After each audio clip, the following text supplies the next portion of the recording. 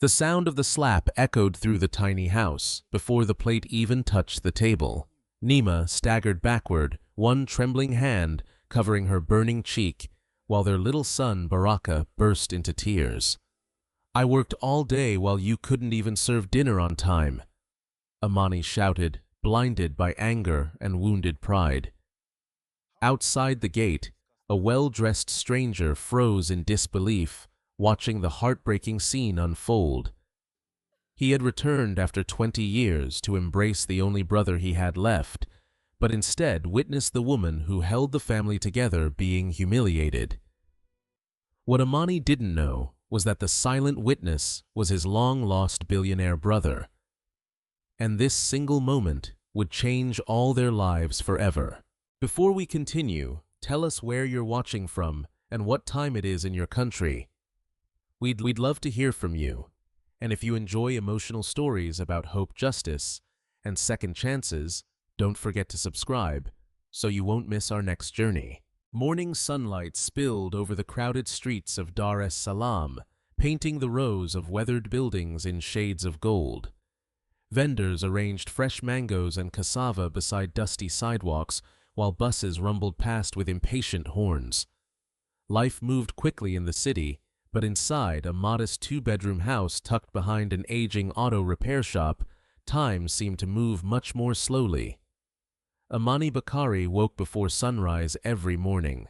He had once believed hard work alone could build a happy life. Years earlier, when he married Neema, he dreamed of owning the largest garage in the district.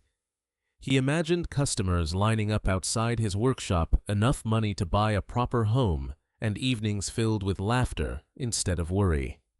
Reality had turned out differently. The repair shop barely survived. Some days, only one customer arrived. Other days, no one came at all. Every month, the debts became heavier. Every month, another bill remained unpaid. As Amani sat on the edge of the old wooden bed, he rubbed his tired eyes before looking toward the window. The roof leaked whenever heavy rain arrived. One corner of the room still carried stains from the last storm, but fixing it would cost money they simply did not have. He quietly stood careful not to wake Neema. She looked exhausted even while sleeping. Dark circles rested beneath her eyes. Her breathing seemed slower than usual. Amani noticed it for only a second before pushing the thought aside. He had too many other problems occupying his mind. Outside, he washed his face using water from a plastic bucket before unlocking the garage beside the house. 3 rusty vehicles waited outside. Only one belonged to an actual customer. The other 2 had been abandoned months ago because their owners could not afford repairs. His workshop reflected his own life, half-finished, worn down, waiting for something that never seemed to arrive. Behind him, the familiar sound of footsteps appeared. Neema smiled warmly while carrying a tray with tea and 2 small pieces of bread. "Good morning," she said softly. Amani forced a smile. "Morning." She handed him the cup. "I know it isn't much." "It's enough." Neither of them mentioned that she had quietly skipped breakfast again. Instead, she encouraged him as she always did. "Maybe today will be different." Amani looked away. "You've been saying that for 3 years." Neema remained silent. She understood his disappointment. Every failed day slowly stole another piece of the cheerful man she had married. Inside the house, 8-year-old Baraka hurried toward the kitchen, wearing his faded school uniform. His backpack had been repaired so many times that different colored threads crossed every corner. Yet he smiled as if nothing were wrong. "Mama." Neema knelt to straighten his collar. "Ready for school?" "Yes." He looked at his father hopefully. "Will you come watch my football match this Friday?" Amani hesitated. "If work isn't busy." Baraka nodded, pretending not to notice that his father's answer almost always meant no. Neema gently placed lunch inside his worn school bag. Only rice and vegetables. No meat, no fruit. Still, she arranged everything carefully, so her son would believe it had been prepared with abundance rather than necessity. As Baraka left for school, he waved enthusiastically. "I'll make you proud one day." His words lingered in the air long after he disappeared down the dusty road. Neema watched him until he was out of sight. Then she quietly picked up a basket. "I'm going to the market." Amani frowned. "We still owe the vegetable seller." "I know. I hate borrowing." "I'll manage." She smiled again. Always that same gentle smile, the one that somehow remained alive despite years of hardship.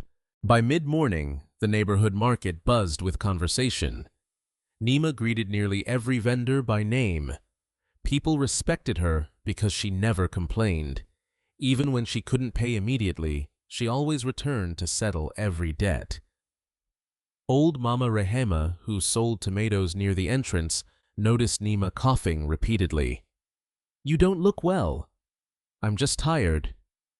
"You've been saying that for months." Neema laughed quietly. "A little rest will fix everything." Mama Rehema shook her head. "No, you should see a doctor." Neema changed the subject. She purchased only the cheapest vegetables before carefully counting the remaining coins in her hand. They were barely enough. Across town, Amani struggled with another difficult customer. "You charged me too much." "I already reduced the price." "It still isn't worth it." After nearly 20 minutes of arguing, the customer drove away without paying. Amani slammed a wrench onto the workbench. His assistant, a teenage apprentice named Musa, remained silent. He had learned long ago that speaking during Amani's moments of frustration only made things worse. The entire afternoon passed without another customer. By sunset, Amani had earned less than he needed to buy fuel for the following day. He locked the garage in silence. His shoulders felt heavier than the toolbox in his hands. Meanwhile, several kilometers away, a sleek black SUV entered Dar es Salaam from the airport. Its windows were dark. Its driver wore an immaculate suit. Inside the back seat sat a man in his early 40s, studying familiar streets that had changed dramatically over the past 2 decades. His name was Jabari Bakari. Very few people in Tanzania recognized his face.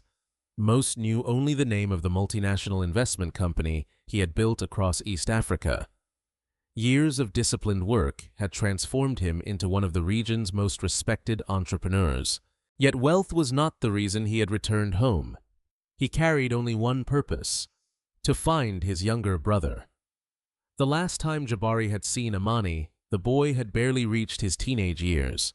Their parents had died within months of each other. Confusion, grief, poverty, family disagreements.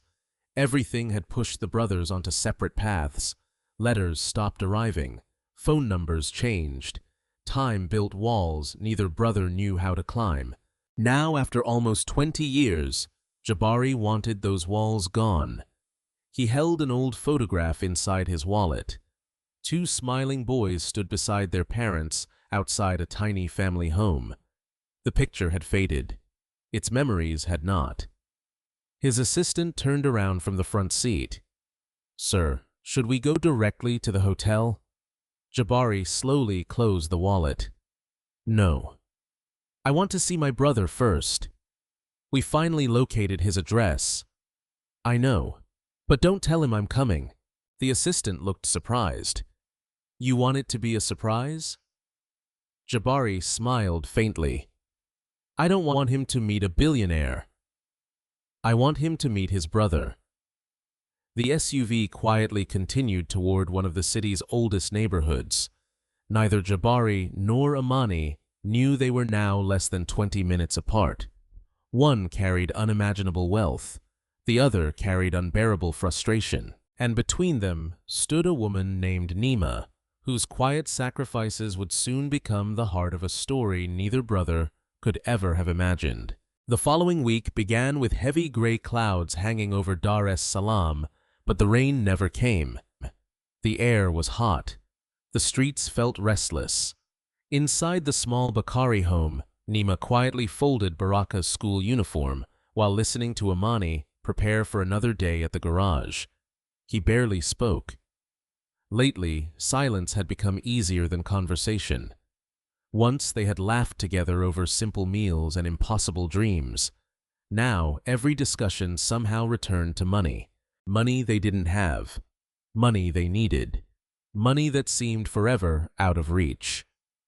Neema watched her husband lace his worn work boots. "You forgot your lunch." "I'm not hungry." "You'll be working all day." "I said I'm not hungry." His voice wasn't loud. It didn't need to be. The coldness hurt more than shouting. Neema simply nodded before placing the lunch container back into the cupboard. She had learned that arguing only added another burden to a man already carrying too many. As Amani stepped outside, Baraka rushed after him. "Dad!" Amani turned. "My teacher said parents can visit school tomorrow." "I'll try. You always say that." The innocent words landed harder than criticism. For a brief moment, guilt crossed Amani's face. He knelt beside his son. "I'm working for you." "I know." Baraka smiled. "I just miss you." Amani gently touched the boy's shoulder before walking away. The smile disappeared from his face before he reached the end of the street. At the garage, business was worse than ever. Only one customer arrived before noon. The repair was small. The payment barely covered electricity. His apprentice Musa carefully cleaned engine parts while watching his employer pace around the workshop. "Boss." "What? You've fixed cars for almost 15 years. So, people trust your work." Amani sighed. "Trust doesn't pay rent." Musa lowered his eyes. He respected Amani. He also feared becoming like him one day. Across town, Neema visited a small neighborhood clinic. She waited until the reception area was almost empty before approaching the nurse. "I'm sorry. I still don't have enough." The nurse recognized her immediately. "You missed your last appointment." "I know." "The doctor wanted more tests." "I couldn't come." The nurse spoke gently. "You've been losing weight." "You keep coughing. Please don't ignore this." Neema forced another smile. "My family needs food more than I need medicine." The nurse looked heartbroken. "You can't take care of them if you collapse." Neema thanked her and quietly walked away without seeing the doctor. Inside her handbag lay a small envelope containing the money she had been saving. Not for herself. For Baraka's school fees. She had already made her choice. A few streets away stood a modest jewelry shop. Neema paused outside the entrance for several minutes before stepping inside. The elderly owner recognized her immediately. "You've come back." She nodded. Carefully, she removed a tiny gold bracelet wrapped inside a handkerchief. It was old, simple, beautiful. "My mother's—" The shop owner looked at it sadly. "Your last family keepsake." Neema lowered her eyes. "I know. Are you certain?" She swallowed. "My son needs to stay in school." The old man examined the bracelet. "I wish I could offer more." "I'm grateful for anything." He counted the money slowly before placing it into her hand. Neema thanked him. As she walked outside, she glanced one final time at the empty cloth that had protected the bracelet for years. Another piece of her parents had disappeared, but Baraka would remain in school. That was enough. Late that afternoon, Jabari stood inside an office overlooking the Indian Ocean. He had quietly rented temporary workspace without announcing his arrival to the media. Only a handful of trusted employees knew he was back in Tanzania. His assistant entered carrying several documents. "We finished looking into your brother." Jabari accepted the folder. Inside were simple reports. Amani owned no property. His business generated very little profit. Several unpaid loans remained active. No criminal record. No gambling. No alcohol abuse. Only debt. Lots of debt. Jabari looked thoughtful. What about his family? His wife is well respected. The neighbors describe her as kind. And the child, excellent student. Jabari smiled faintly. That's good. The assistant hesitated. There's something else. What is it? Your sister-in-law has visited the clinic several times, but she rarely receives treatment. Jabari frowned. Why? They believe she can't afford it. Silence filled the office. Jabari slowly closed the file. His thoughts drifted toward the younger brother he had spent years searching for.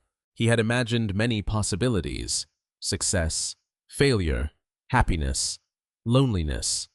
He had never imagined this level of struggle. That evening, Amani returned home unusually early. The electricity had been cut again. Only a kerosene lamp illuminated the dining table. Neema served beans and ugali. Nothing more. Amani stared at the meal. This again. It's what we could afford. He pushed the plate slightly away. I'm tired of eating the same thing. Neema quietly sat beside him. I know. I'm trying. I work every day. So do I. The words escaped before she could stop them. Amani looked up sharply. What did you say? She immediately softened her voice. I didn't mean… No. Finish. Neema took a slow breath. I only meant that we're both doing our best. For several long seconds, nobody spoke. Then Baraka entered carrying a school notebook. Mama, I got the highest score in mathematics. His bright smile instantly changed the atmosphere. Neema hugged him tightly. I'm so proud of you. Baraka turned hopefully toward his father. Amani forced a small smile. Well done. It wasn't enthusiastic, but it was enough to make the boy grin. During dinner, Baraka excitedly talked about school football and his dream of becoming an engineer. Neither parent interrupted him.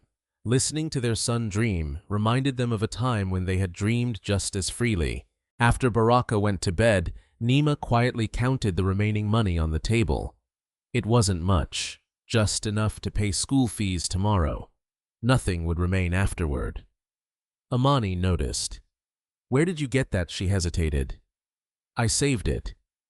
He accepted the explanation without asking another question. He never knew about the bracelet. He never knew she had sold the last gift from her mother. Later that night, Neema's coughing returned. Much worse than before. She hurried outside so Baraka wouldn't hear. Holding onto the wall for support, she struggled to breathe. The coughing refused to stop. When it finally did, she wiped her mouth with a handkerchief. A small stain of blood appeared on the white fabric. She stared at it silently. Then she folded the cloth before anyone could see. Inside the house, Amani had already fallen asleep, exhausted by another disappointing day. He never heard the coughing. He never saw the blood.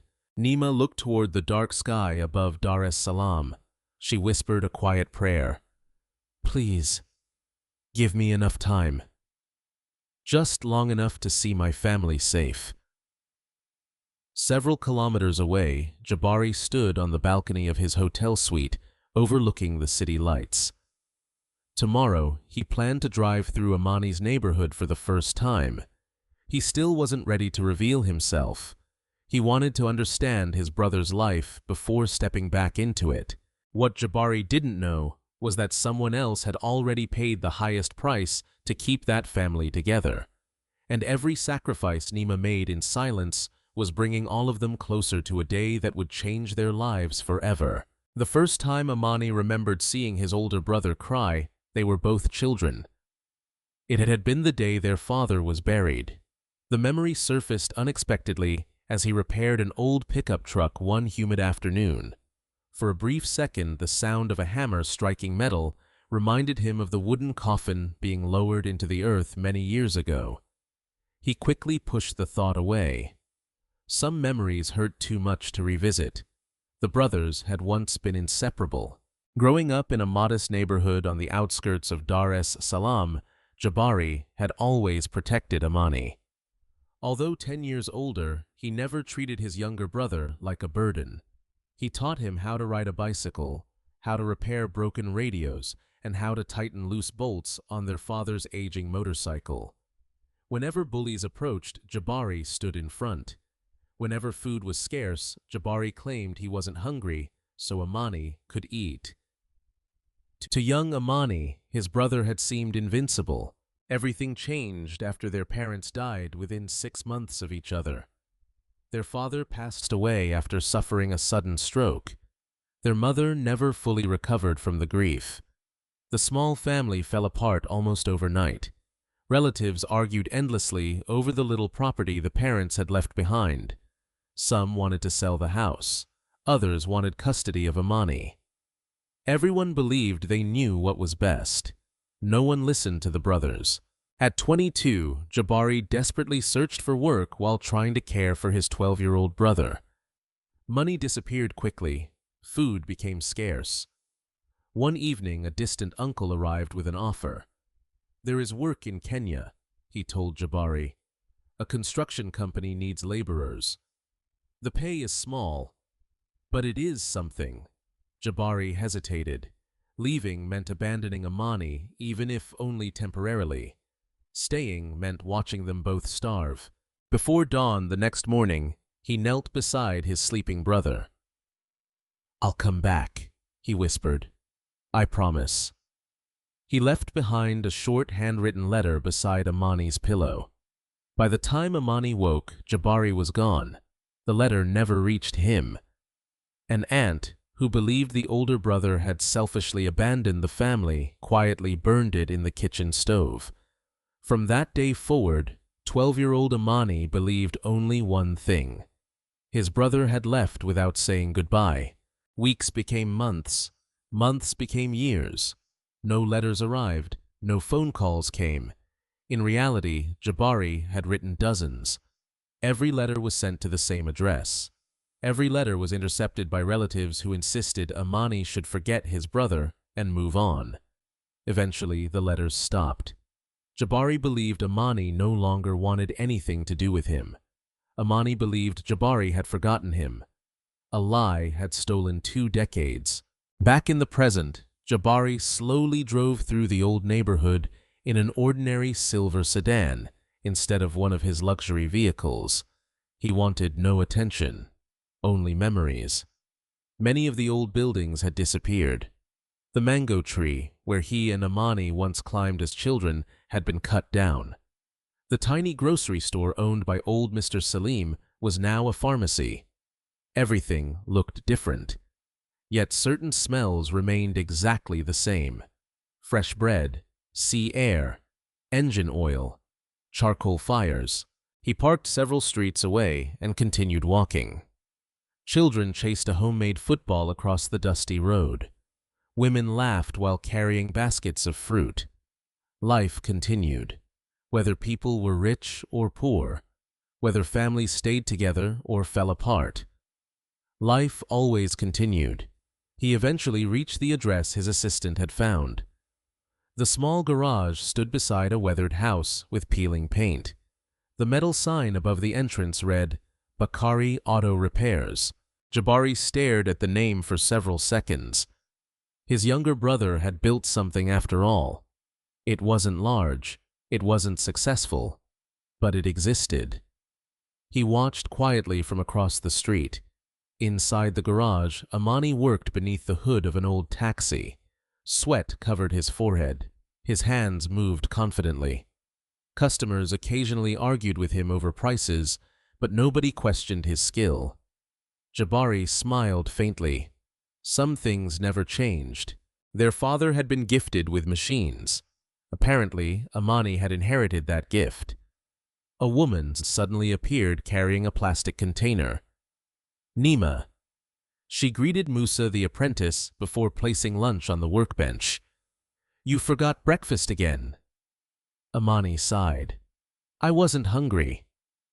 "You've said that every morning this week." "I've been busy." She opened the container anyway. The aroma of vegetable stew filled the workshop. Musa smiled. "It smells wonderful." Neema laughed softly. "There's enough for everyone." She divided the meal into 3 portions without hesitation. Jabari noticed something immediately. Neema served the largest portion to Amani, a smaller one to Musa. The smallest remained for herself. When Amani wasn't looking, she quietly removed half of her own food and slipped it into his plate. He never noticed. Musa did. The apprentice lowered his eyes respectfully. He pretended not to see. Jabari watched everything from across the road. No speeches, no dramatic gestures, only quiet love. It reminded him painfully of their mother. She had done exactly the same whenever food became scarce. After lunch, Neema prepared to leave. Before walking away, she gently brushed dust from Amani's shoulder. "You've worked hard." He nodded distractedly. "Drive safely if you go anywhere."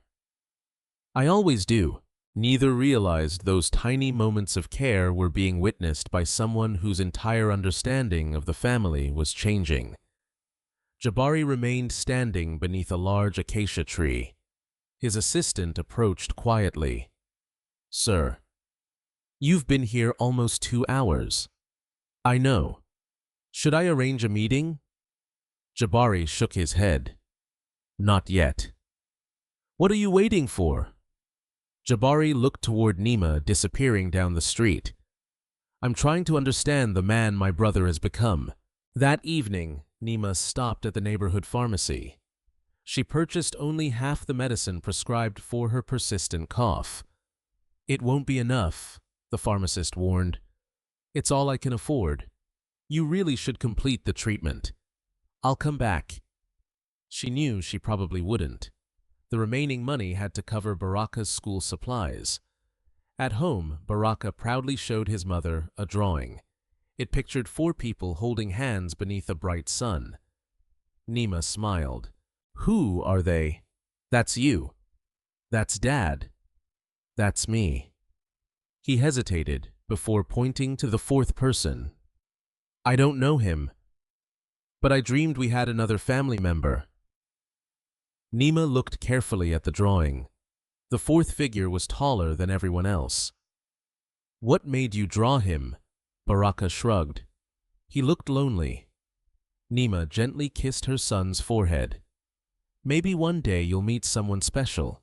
Across the city, Jabari sat alone in his hotel room, studying the old family photograph again. He compared it with the images he had secretly taken of Amani working in the garage. Time had added wrinkles, responsibility, pain. But beneath the hardened expression, Jabari still recognized the little boy who used to run after him, laughing through the dusty streets. He whispered quietly into the empty room.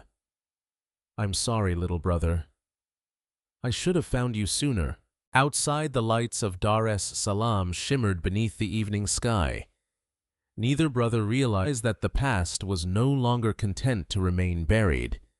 Years of misunderstanding were slowly approaching their inevitable collision.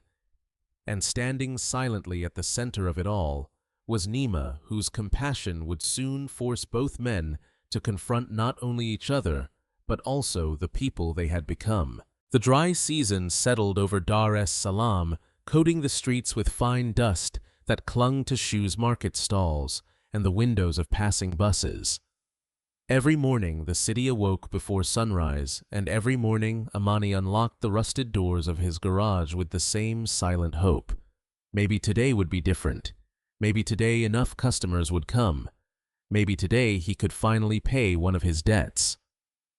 Instead, another ordinary week began. A motorcycle needed a new clutch. A taxi driver bargained for nearly an hour before agreeing to pay half the quoted price. A delivery van was repaired, but its owner promised to return with the money next week. Next week had become Amani's least favorite words. By Wednesday afternoon, he sat alone outside the garage, staring at the empty road. Musa quietly swept the concrete floor. "Boss. You haven't eaten." "I'm fine. You've only had tea." Amani waved him away. "I'm not hungry." Musa knew better. It wasn't hunger Amani lacked. It was money. At home, Neema was busy washing clothes for two elderly neighbors. She had started taking on small jobs without telling Amani. She feared his pride would not allow it. The extra income was tiny, but every coin mattered. She scrubbed shirts until her fingers became sore. She ironed school uniforms late into the evening. Sometimes she baked mandazi before dawn and sold them at the nearby bus stop. No task was beneath her. As long as Baraka stayed in school and food remained on the table, she considered every sacrifice worthwhile. When one neighbor tried paying her extra, Neema gently refused. "You've already been generous. You deserve more. I have enough." The elderly woman smiled sadly. "No, my daughter. You simply never complain." Neema laughed softly. Complaining has never solved a problem. Across the city, inside a sleek office overlooking the harbor, Jabari listened carefully as his foundation director presented several community development proposals. One folder immediately caught his attention. Neighborhood Micro-Business Support Program. "What area is this for?" The director checked the documents. "Kariakou District." Jabari recognized the location immediately. That was where Amani lived. "What does the program include?" "Interest-free equipment grants, business training, community scholarships." Jabari leaned back quietly. "Approve it." The director looked surprised. "It hasn't completed the usual review." "It has now." Within hours, preparations quietly began. No one knew the chairman himself had personally approved the project, certainly not Amani. 2 days later, colorful banners appeared around the neighborhood, announcing free mechanical safety inspections sponsored by the Bakari Community Development Foundation. Residents gathered curiously. Many had never heard of the organization. Volunteers distributed drinking water. Children received notebooks. Elderly residents underwent free medical checkups. The atmosphere felt almost festive. Musa rushed into the garage carrying one of the flyers. "Boss." "What?" "They're bringing customers here." Amani looked confused. "What do you mean?" "They're paying local mechanics to inspect vehicles for free." Amani frowned. "Free? The foundation pays us." Within an hour, the garage became busier than it had been in months. Cars lined up outside. Motorcycles filled the parking area. For the first time in years, Amani worked without worrying whether another customer would appear. He barely stopped to drink water. By evening, he was exhausted, but satisfied. As volunteers packed their equipment, one elderly coordinator approached him. "Thank you for helping today." Amani nodded. It was good business. The foundation appreciates skilled mechanics. Who's behind it? I'm not sure. Our chairman prefers staying anonymous. The answer lingered in Amani's mind. Anonymous. Why would someone spend so much money helping strangers? Meanwhile, across the street, Jabari watched everything from inside an ordinary vehicle. He never entered the event. He simply observed. He watched Amani patiently explain repairs to elderly drivers. He watched him refuse payment from a widow whose brakes required immediate attention. "You need this money more than I do," Amani told her. Jabari smiled. There it was. Beneath the frustration, beneath the anger, his younger brother's good heart still existed. It had simply become buried beneath years of disappointment. Later that evening, Amani returned home carrying groceries. Actual groceries. Fresh fish, tomatoes, fruit. Baraka's eyes widened. Are we celebrating? Amani laughed for the first time in weeks. Something like that. Neema looked surprised. You bought mangoes, and oranges, and fish. Amani placed the bags on the table. The garage was busy today. Really? He nodded proudly. I told you things would change. Neema smiled warmly. I'm happy. She truly was. Watching hope return to her husband's face felt more valuable than any meal. During dinner, the family laughed together. Baraka talked excitedly about football. Amani described unusual vehicles that had visited the garage. Neema listened quietly. For a few precious hours, the house felt like home again. After Baraka went to sleep, Amani counted the day's earnings. There was more money than he had seen in months. He leaned back proudly. Maybe this is finally my chance. Neema looked at him. What do you mean? I've always worked hard. I deserve better. You do.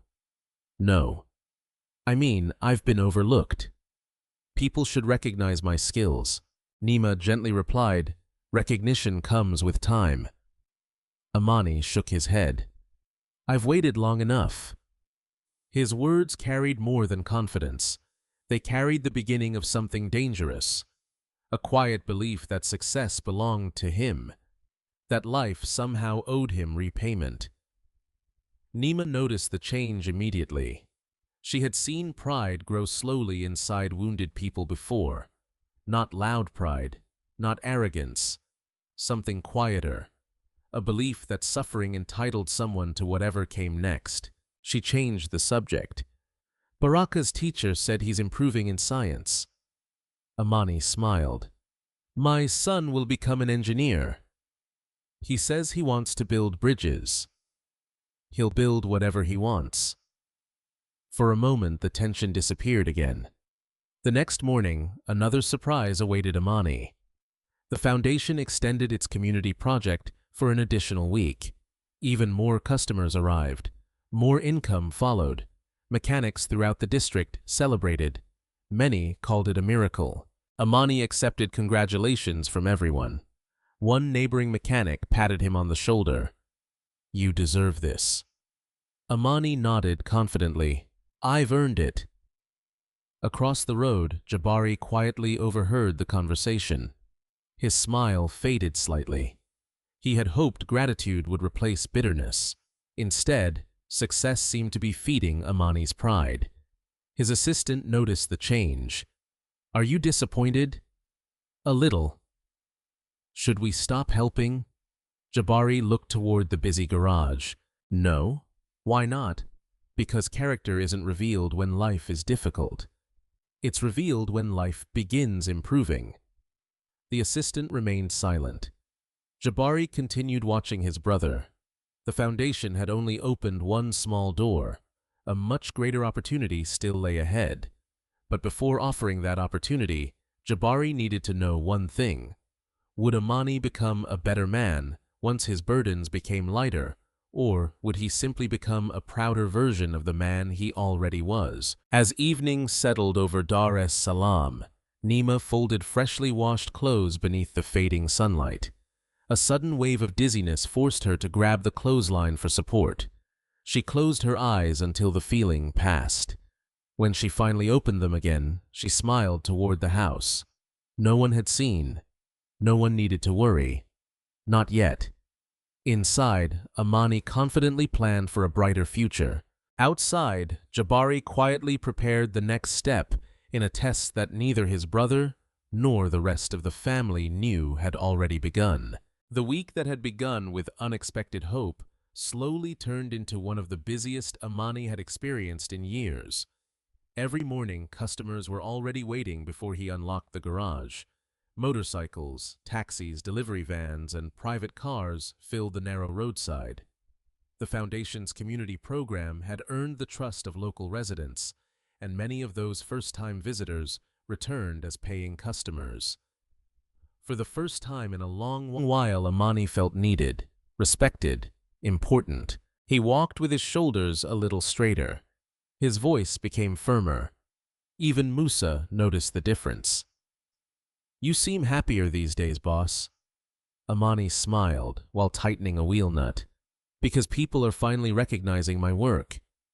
You've always been skilled. They're only seeing it now." Musa nodded politely. He admired Amani's confidence. He simply hoped it would remain confidence, not become something else. That afternoon, Neema stood in the kitchen preparing a shopping list. She carefully calculated every expense. Rice, cooking oil, beans, fresh vegetables, a small piece of beef. She hesitated before writing the final item: chicken. It had been months since they had eaten chicken together. If business was truly improving, perhaps tonight could feel special. She smiled quietly, not because of the food, because she wanted Amani to remember what peace inside a home felt like. Baraka entered carrying a notebook. "Mama." "Yes. My football coach said families can come watch practice tomorrow." Neema smiled warmly. "I'll be there." "What about Dad? We'll ask him." When Amani returned home that evening, Baraka ran straight toward him. "Dad." "What is it? Can you come tomorrow?" Amani placed his toolbox beside the door. "Tomorrow. My football practice." Amani hesitated. "I'll see." Baraka's excitement dimmed slightly. "You always have work. I'm doing this for us." "I know. But I still want you there." Neema gently rested a hand on her husband's arm.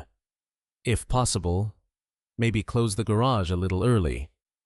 Amani sighed. "We'll see." The conversation ended there. Later that night, Neema noticed another violent coughing fit. This time she locked herself inside the bathroom.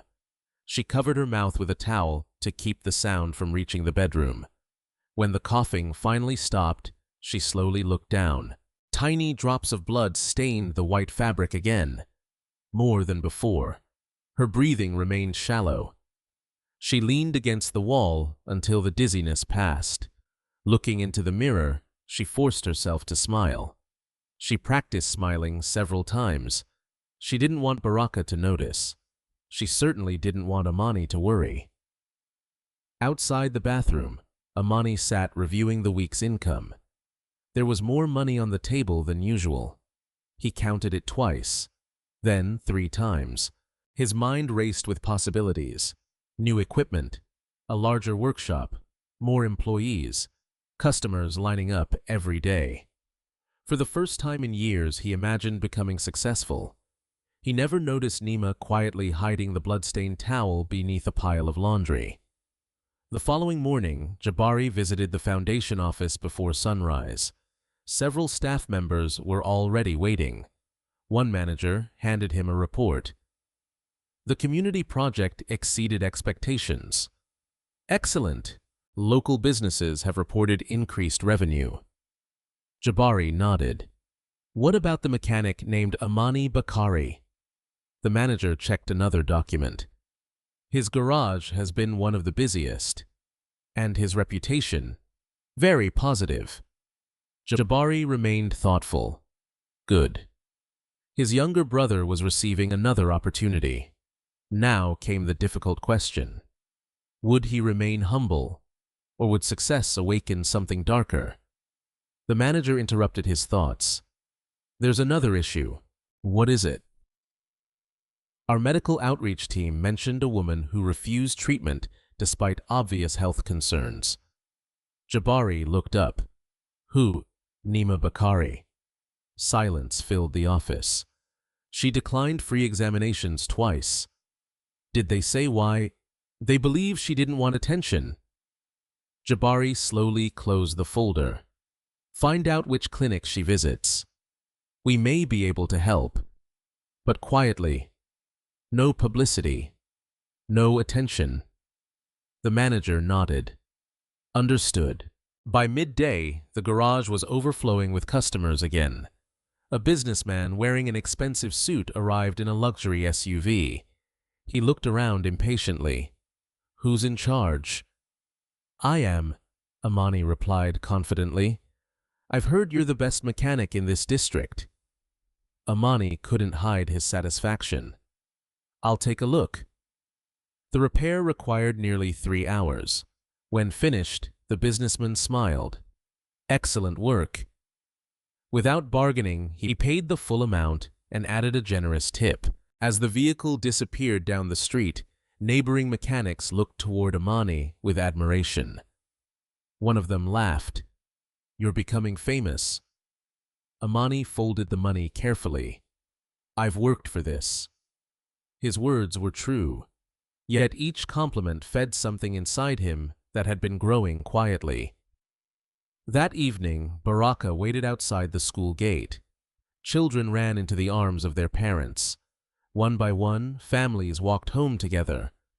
Baraka continued looking toward the road. Finally, Neema appeared. "I'm sorry.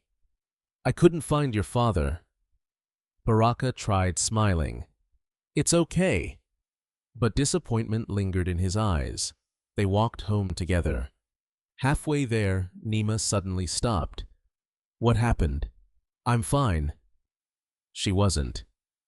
The world spun around her. She held onto a nearby fence until everything became clear again. Baraka looked frightened. "Mama." She immediately smiled. "I just stood up too quickly." He believed her. Children often do. That night, after Baraka fell asleep, Neema quietly prepared ingredients for tomorrow's dinner. She wanted to surprise Amani. She planned to cook his favorite meal: coconut rice, grilled chicken, fresh vegetable stew. Nothing extravagant, just enough to remind him of happier years. She checked the kitchen shelves. One ingredient was missing: cooking oil. She quietly added it to tomorrow's shopping list. Across town, Jabari stood alone inside his hotel room. On the table lay the old family photograph. Beside it rested several recent pictures his assistant had taken from a distance. Amani repairing engines, Neema carrying groceries, Baraka walking home from school. 3 ordinary lives. 3 people fighting silent battles. Jabari stared longest at Neema's photograph. There was kindness in her eyes, but also exhaustion. He remembered how his own mother had looked during the final months before she died. Always smiling, always pretending everything was fine, always protecting everyone except herself. He whispered quietly, "You're carrying too much alone." The next morning began like any other. Neema finished washing clothes before sunrise. She visited the market. She stopped to help an elderly neighbor whose basket had broken. She waited patiently in line to buy fresh vegetables. Each small delay stole another few minutes from her carefully planned schedule. She never realized those ordinary acts of kindness were quietly changing the course of the day. By early afternoon, dark clouds gathered over Dar es Salaam. Traffic slowed. Roads became crowded. The city moved just a little more slowly than usual. Neema looked at the clock. If everything went perfectly, she would still reach home before Amani. But fate rarely announces the moments that change a family's future.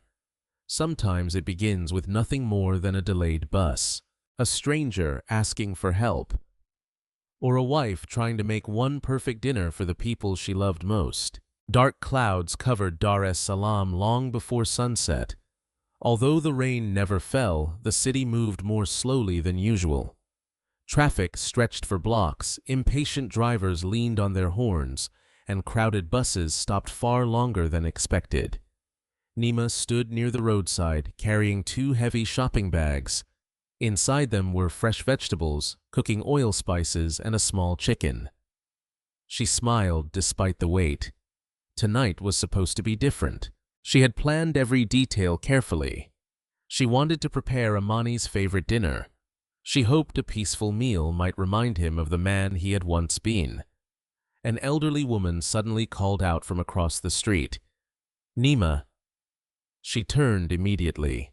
It was Mama Zawadi, the widow who lived 3 houses away. The old woman struggled to carry a sack of maize almost as large as herself. "My grandson hasn't come.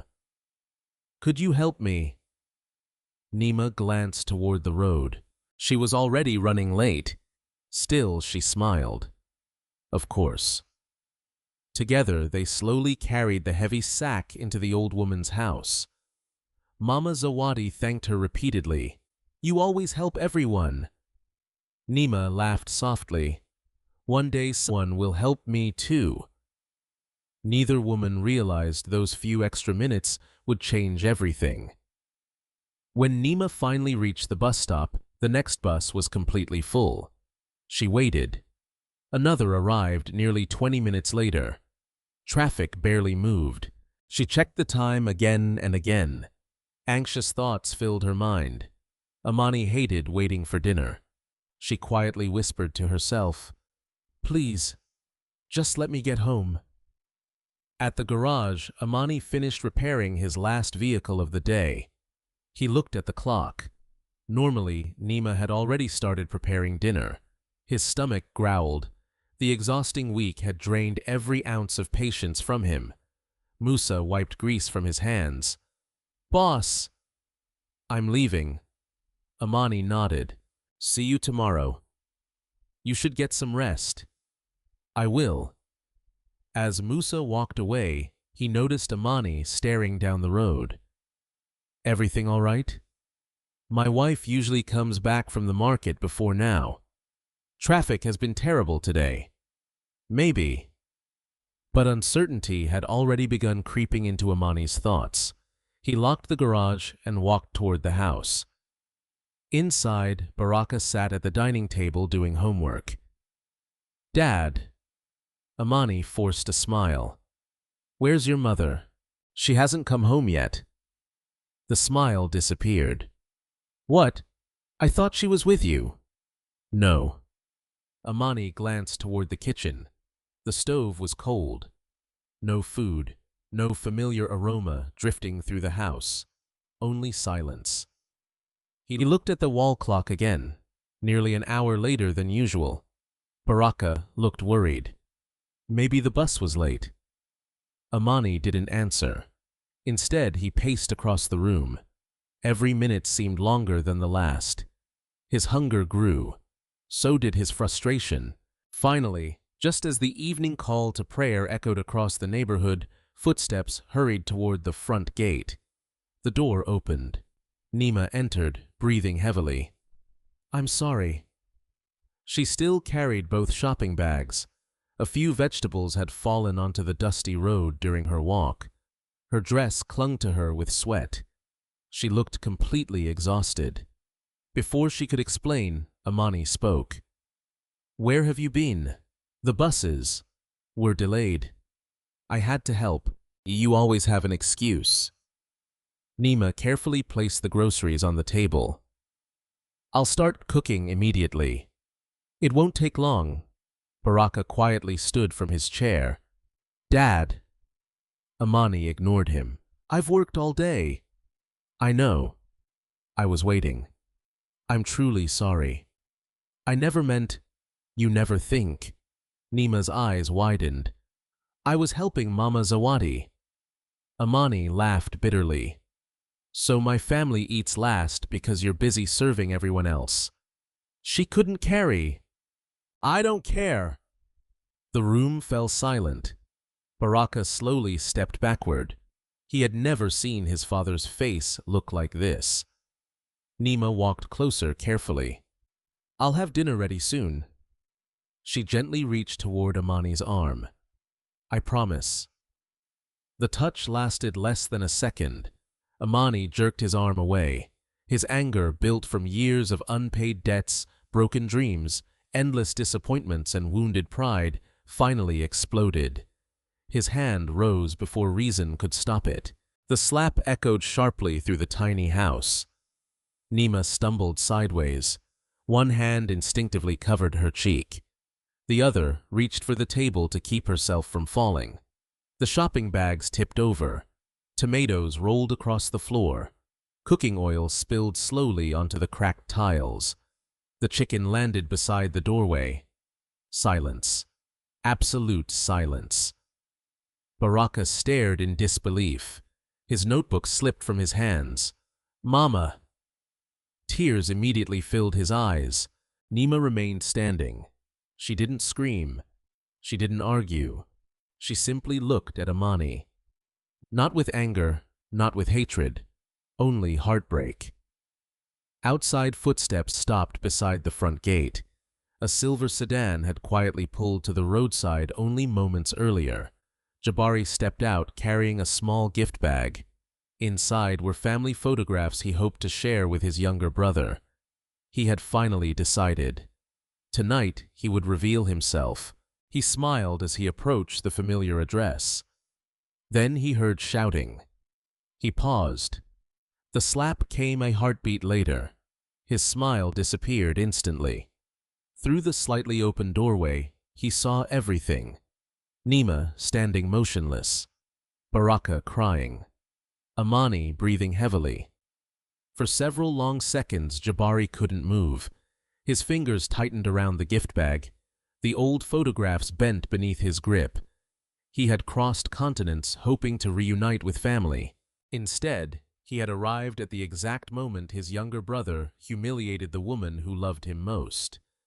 Across the street, Mama Zawadi slowly emerged from her house after hearing the noise.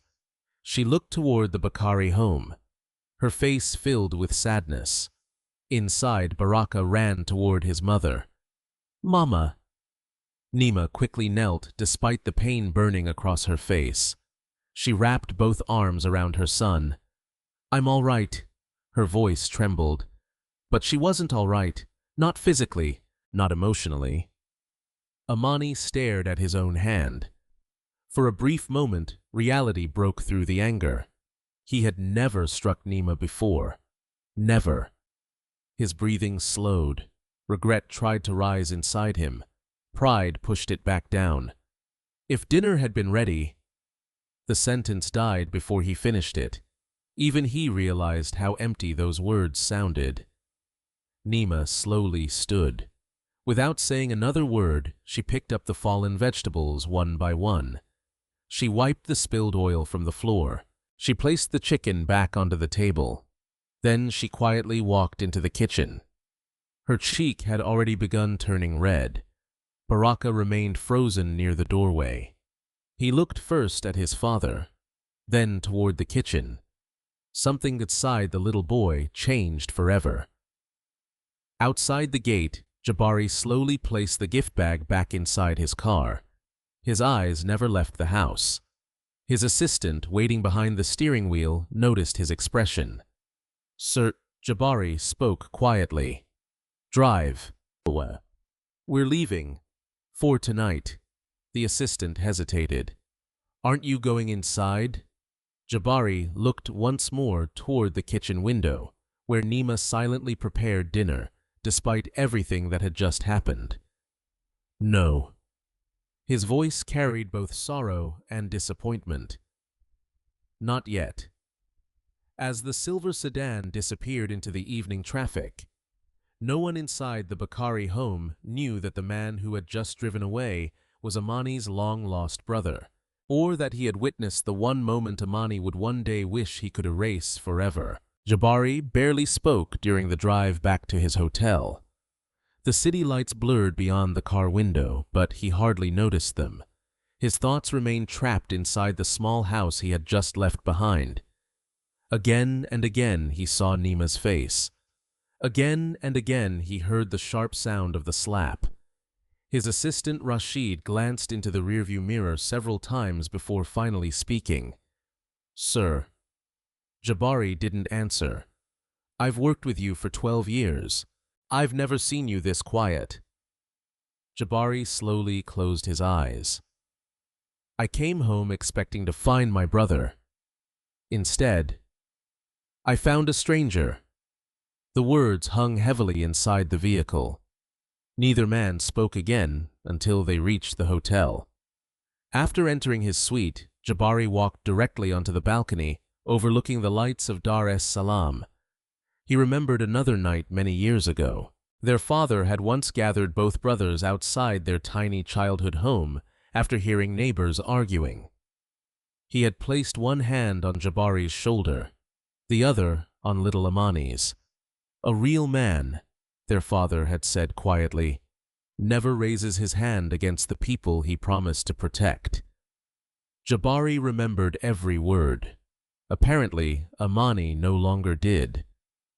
The following morning before sunrise, Jabari instructed Rashid to arrange something unusual. "I need every piece of information about Neema." Rashid looked surprised. "Everything.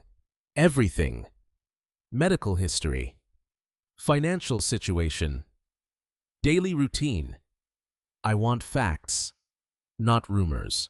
Rashid nodded. "I'll begin immediately. But discreetly. She must never know."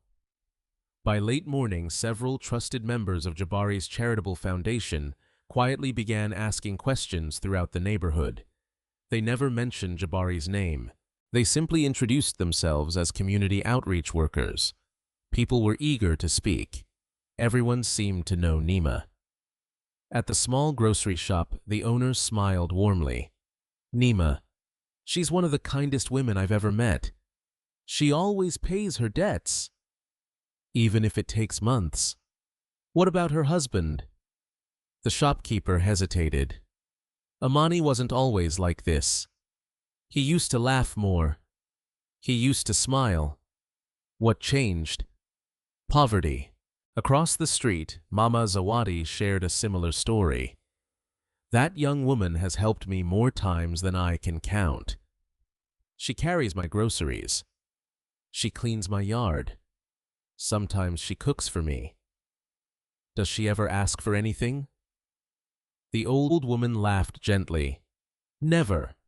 She gives. She doesn't take." Rashid carefully wrote everything down. The next stop was Baraka's school. His teacher welcomed the outreach workers politely. "Baraka is one of our brightest students. Very respectful. Very hardworking. His mother attends every school meeting. And his father," the teacher paused. "He loves his son. I can see that. But work always seems to come first." Rashid quietly thanked her before leaving. Piece by piece, an image of the family became clearer. Every person praised Neema. Everyone admired Baraka. Everyone described Amani the same way. A good man, slowly losing himself. That afternoon, Rashid visited the neighborhood clinic. The head nurse recognized Neema's name immediately. Her expression changed. "She should be in treatment. She keeps postponing it. Why? Money. What's wrong with her?" The nurse hesitated before answering. "We're still waiting for additional tests, but we strongly suspect a serious lung condition. Without treatment." She stopped. "I understand." "No." The nurse shook her head. "I don't think you do.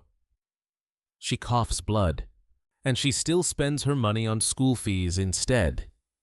Rashid returned to the hotel carrying a thick folder. Jabari read every page slowly, every conversation, every report, every medical note. He remained silent for nearly 20 minutes. Finally, he looked up. "She sold jewelry." "Yes." "The last piece inherited from her mother. To pay Baraka's school fees." Jabari closed his eyes. "And Amani doesn't know?" "No." "What about the illness?" "He doesn't know that either." Silence filled the room once again. Jabari slowly stood and walked toward the window. Outside, people hurried along busy streets, each carrying burdens invisible to strangers. He suddenly understood something. The slap he had witnessed hadn't happened because dinner was late. It had happened because years of frustration had poisoned Amani's heart. That didn't excuse it, but it explained it. Still, Neema had carried those same hardships, yet she had become gentler, not crueler. Later that afternoon, inside the Bakari home, Neema carefully applied a cool cloth against the fading bruise on her cheek. She waited until Baraka left for school before looking into the mirror. The swelling had lessened, but the sadness in her eyes remained.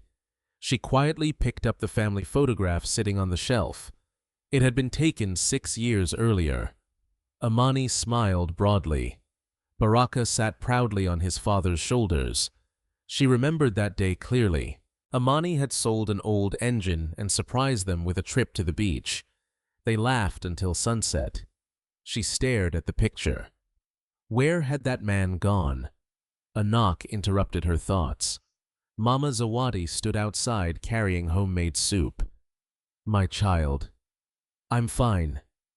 The elderly woman gently touched Neema's shoulder.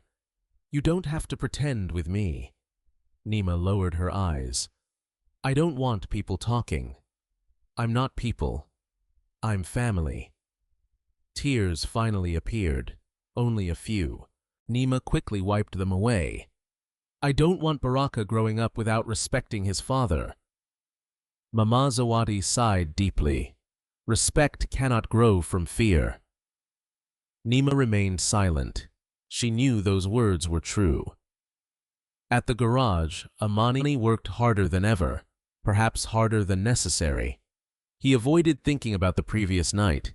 Whenever the memory surfaced, he buried it beneath another repair, another engine, another customer.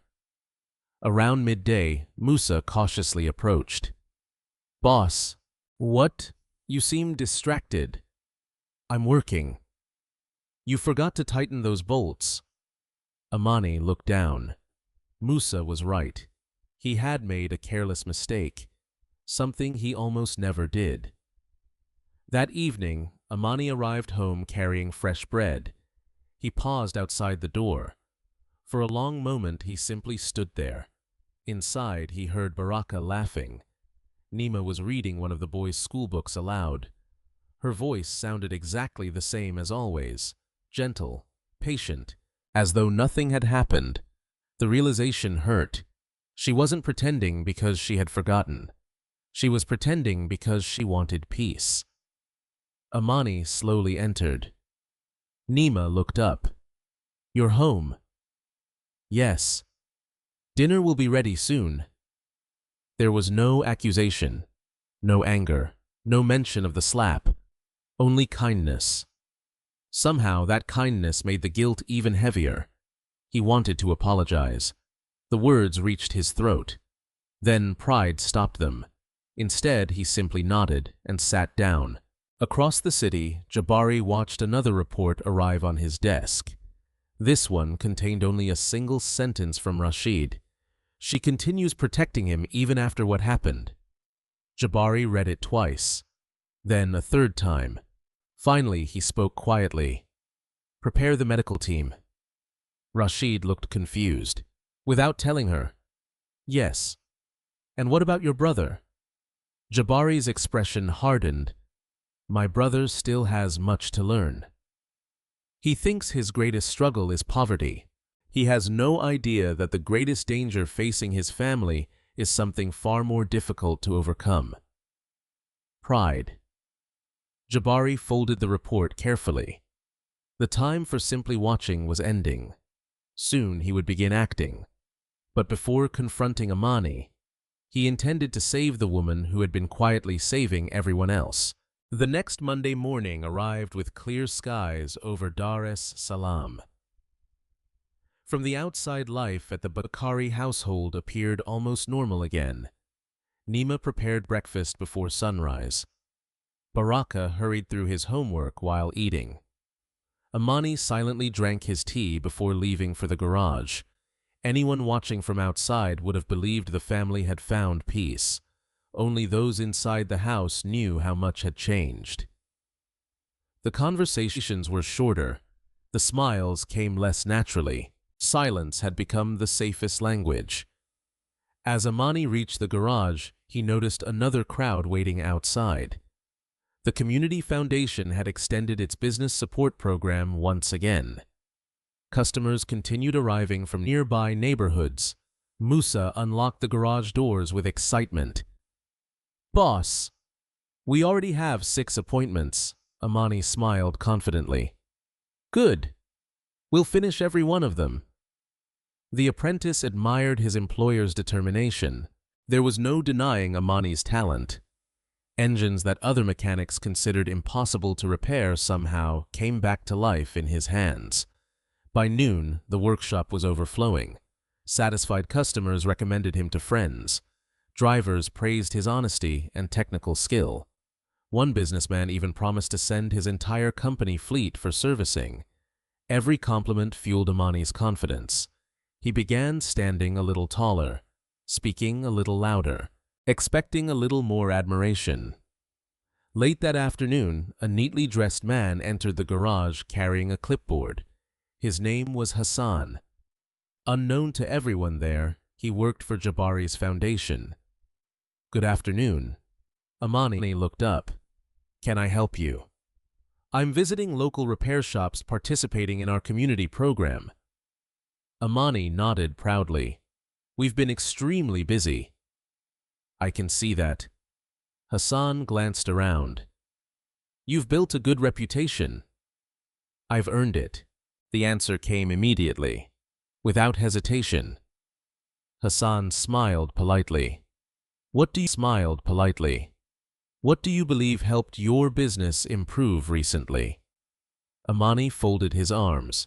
People finally recognized quality work. No other reason. The foundation helped. But customers returned because of me. Hassan quietly made a note on his clipboard. I understand. After leaving the garage, he immediately called Rashid. I've completed today's visit. And Amani is hardworking, highly skilled. But what? He gives himself all the credit. That evening, Rashid repeated the conversation to Jabari. Jabari remained thoughtful. He still can't see how many hands helped him reach this point. Not yet. Meanwhile, across town, Neema walked toward the clinic, carrying a small envelope. Inside was just enough money to pay for another examination. She had saved every spare coin from washing clothes and sewing torn uniforms. At the reception desk, the nurse smiled sadly. I'm glad you came. So am I. The doctor welcomed her inside. After reviewing several test results, his expression became serious. You've delayed treatment too long. Neema lowered her eyes. I know. The infection is spreading. If you continue waiting, he paused carefully. It could become much more dangerous. How much will treatment cost? The doctor wrote a figure on a piece of paper. Neema stared at it silently. It was more money than the family spent on food in several months. I'm sorry. I can't. The doctor leaned forward. Your health is not optional. My son's education isn't optional either. She carefully folded the paper before placing it inside her handbag. I'll find a way. She left the clinic without scheduling another appointment. The doctor watched helplessly through the window. He had seen poverty make impossible choices before. Still, it never became easier. Outside, Neema stopped at the pharmacy. She purchased only enough medicine for 1 week. The pharmacist frowned. This isn't sufficient. It's all I can afford. You really should. I know. She smiled politely before walking away. Unknown to her, another customer standing near the entrance quietly watched the entire conversation. It was one of Jabari's medical coordinators. Within an hour, every detail reached Rashid. That evening, Jabari sat reading the report. She had once again chosen her family over herself. He slowly placed the papers aside. Arrange the best pulmonary specialist in the city. Rashid looked up. Immediately. Yes. But don't contact Neema directly. I have another idea. The following day, Baraka returned from school carrying an invitation. Mama. What is it? Our science exhibition is next month. Wonderful. My teacher says parents should come. I'll definitely be there. Baraka hesitated. Do you think Dad will come? Neema smiled gently. I'll ask him. She already knew the answer. That evening during dinner, she carefully brought up the subject. Baraka has a school exhibition. Amani nodded while eating. When? Next month. I'll try. Baraka looked down. The familiar answer hurt more each time. Neema quietly changed the subject. Business seems busy. It is. That's good. Amani leaned back proudly. I've even started thinking about expanding. Really? I may hire another mechanic. Neema smiled. I'm happy for you. I knew things would improve. They're improving because I never gave up. His words were true, but they overlooked every unseen sacrifice surrounding him. The meals Neema skipped, the jewelry she sold, the clothes she washed for strangers, the medicine she never bought, the anonymous foundation filling his workshop with customers. He noticed none of it. Later that night, Amani counted his earnings again. There was enough money to pay one outstanding loan. He smiled with satisfaction. For the first time in years, he felt in control. In another part of the city, Jabari reviewed plans for the foundation's largest annual initiative, a nationwide program supporting small business owners. The winning applicants would receive equipment training and significant investment. Hundreds would apply. Only a handful would be selected. Jabari quietly signed the final approval documents. Then he looked toward Rashid.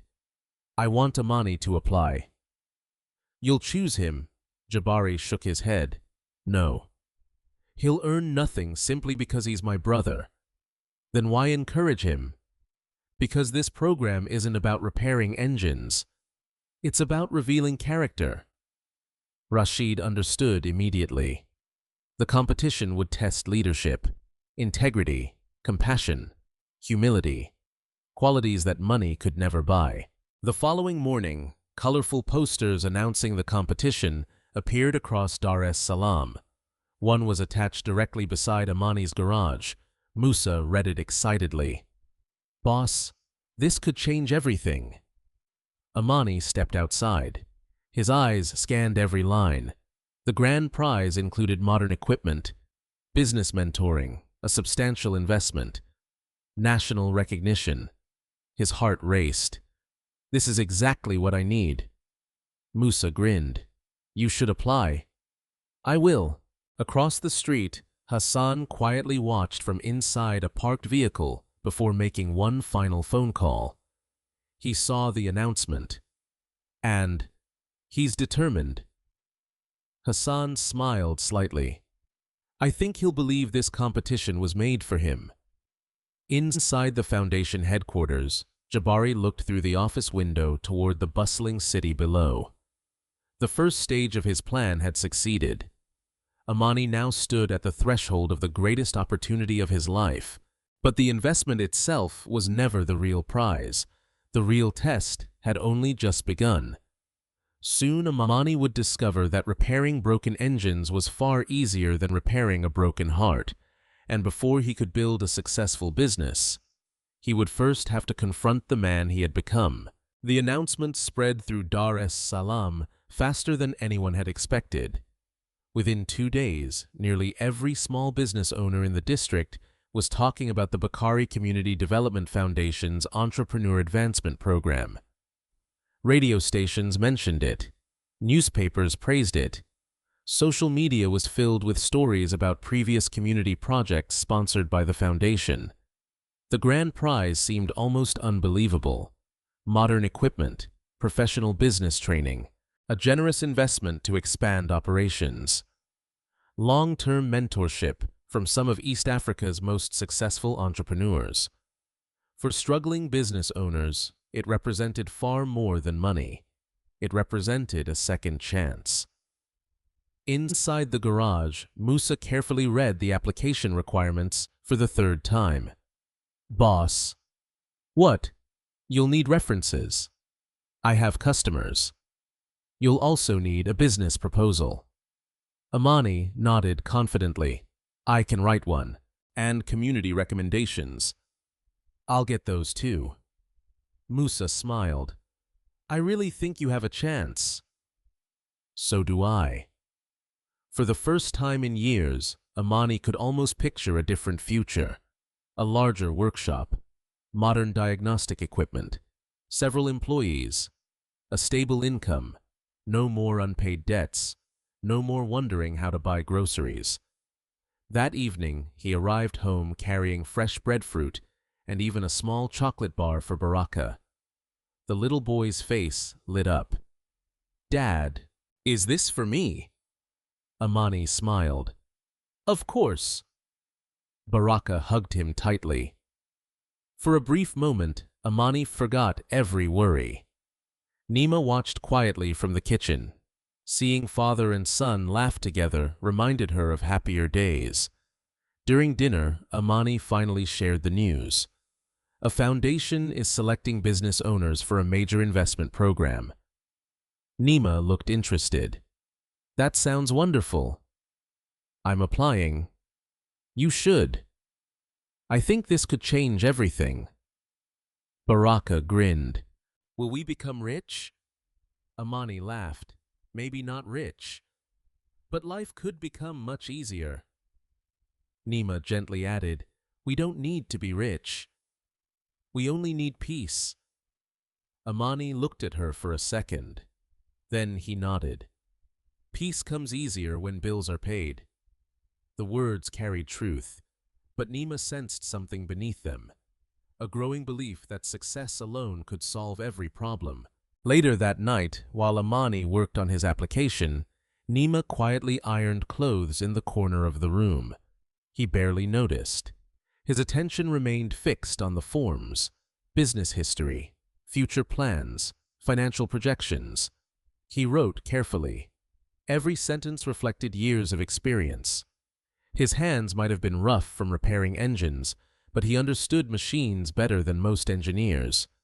When he finished, Neema approached. May I read it? Of course.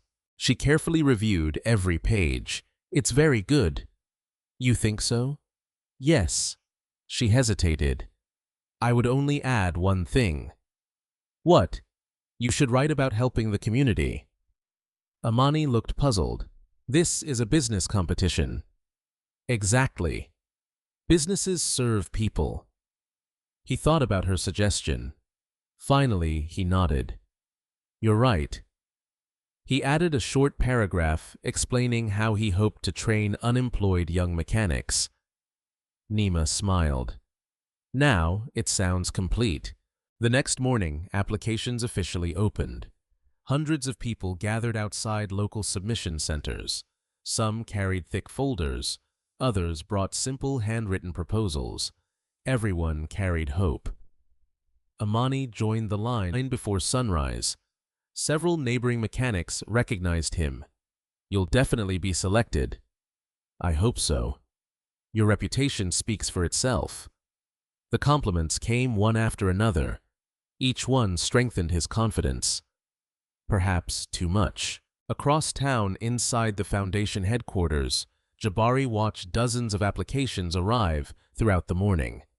His executive committee gathered around a large conference table. One director spoke first. We've already received over 400 submissions. Another added, the quality is much stronger than last year. Jabari nodded. Good. We're not looking for the biggest businesses. We're looking for the strongest character.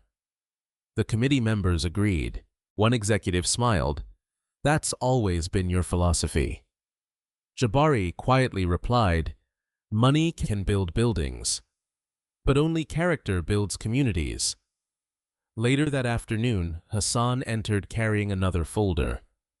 Amani Bakari submitted his application. Jabari accepted it. For several minutes he read every page carefully. His brother had written honestly about years of hardship, about struggling customers, about repairing vehicles with limited equipment, about dreams that refused to die. Technically, the proposal was excellent. Then Jabari reached the final paragraph, the section Neema had encouraged him to add: training unemployed youth, supporting local families, giving opportunities to others. A faint smile appeared. Perhaps Neema's influence remained stronger than he had realized. Still, words alone proved nothing. Actions mattered more, much more. The committee spent the rest of the week reviewing applications. Businesses from every corner of the city competed fiercely. Restaurant owners, tailors, farmers, electricians, mechanics, small manufacturers. Each believed they deserved the opportunity. Each carried a story. Meanwhile, Neema continued quietly fighting her own battle. Her cough worsened. Some mornings, she needed several minutes before catching her breath. She never allowed Amani to notice. Whenever he entered the room, she smiled. Whenever Baraka looked worried, she laughed. Pain had become something she carried privately. On Friday afternoon, Baraka arrived home unusually excited. "Mama, our science exhibition is tomorrow." "I remember. My teacher says families should come early. I'll be there." "And Dad?" Neema glanced toward the garage visible from the kitchen window. "I'll remind him." That evening, Amani returned home later than usual. He looked exhausted. "Long day." "Very. Dinner's ready." As they ate, Neema gently asked, "Can you come to Baraka's exhibition tomorrow morning?" Amani paused. "I submitted my application today." "They might call. It won't take long." "I don't know." Baraka looked down at his plate. "It's okay." Neema noticed the disappointment immediately. She reached across the table and squeezed her son's hand. "We'll both be proud of you." Amani remained silent. After dinner, his phone rang. Unknown number. He answered immediately. "Mr. Amani Bakari." "Speaking?" "This is the Bakari Community Development Foundation." His heartbeat quickened. "We've completed the first review. Congratulations. You've advanced to the next stage." Amani's face brightened. "Thank you. The next round involves a personal interview." "When?" "Monday morning. We'll send the details." The call ended. For several seconds, nobody spoke. Then Baraka jumped from his chair. "Dad, you did it." Neema smiled warmly. "I knew you would." Amani laughed with genuine joy. "This is my chance."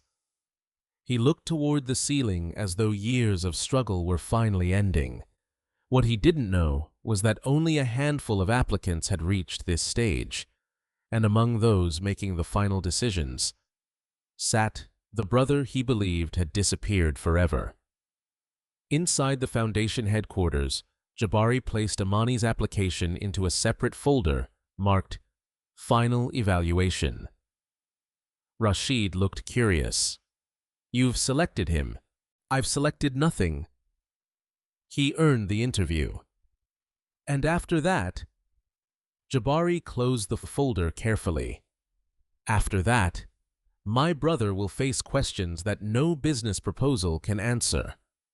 Outside the office window, the lights of Dar es Salaam slowly flickered on as evening settled across the city. For Amani, the interview represented the opportunity of a lifetime. For Jabari, it represented something entirely different. The chance to discover whether success had the power to change his younger brother, or whether only truth could accomplish that. Monday morning arrived earlier than usual for Amani. Long before sunrise, he was already awake. He carefully ironed his cleanest blue shirt, polished his worn leather shoes until they reflected the light, and neatly folded every document he intended to bring to the interview. Neema watched quietly from the kitchen. "You hardly slept." Amani smiled. "Today could change our lives." She placed a warm cup of tea beside him. "It already has." He looked up. "What do you mean? You've worked harder these past few weeks. You've believed in yourself again. That matters whether you win or not. Amani reached for her hand. For a brief moment, guilt crossed his face. Ever since the night he had slapped her, he had wanted to apologize. The words never seemed to come. Instead, he simply squeezed her fingers gently. I'll do my best. I know. She smiled warmly. I've never doubted that. Baraka entered wearing his school uniform. Dad. Good luck. Amani laughed softly. Thank you. When you become famous, don't forget me. I could never forget you. Baraka hugged him tightly before running outside to catch the school bus. Neema watched father and son through the window. She silently prayed. Not for wealth, not for success. Only that whatever happened today would help Amani become the man she still believed lived inside him. An hour later, Amani arrived at the headquarters of the Bakari Community Development Foundation. The modern glass building towered above the surrounding streets. Applicants from across Tanzania filled the reception hall. Some wore expensive suits. Others carried leather briefcases. Amani suddenly became aware of the age of his own shirt, the worn edges of his shoes, the calluses covering his hands. For a moment, doubt returned. A receptionist smiled kindly. Mr. Amani Bakari. Yes. Please take a seat. We'll call you shortly. He nodded. Nearby, another applicant introduced himself. My name is Elias. I own a furniture workshop. Amani smiled politely. I'm Amani. A mechanic. Elias laughed. I've heard competition is very tough. So have I. No matter what happens. Elias extended his hand. I wish you success. Amani shook it firmly. You too. Across the room, hidden behind a tinted observation window, Jabari watched the waiting area. Several committee members stood beside him. One director asked quietly, Would you like to meet your brother before the interview? Jabari slowly shook his head. No. He doesn't know I'm here. And he won't. Not yet. The director nodded. As you wish.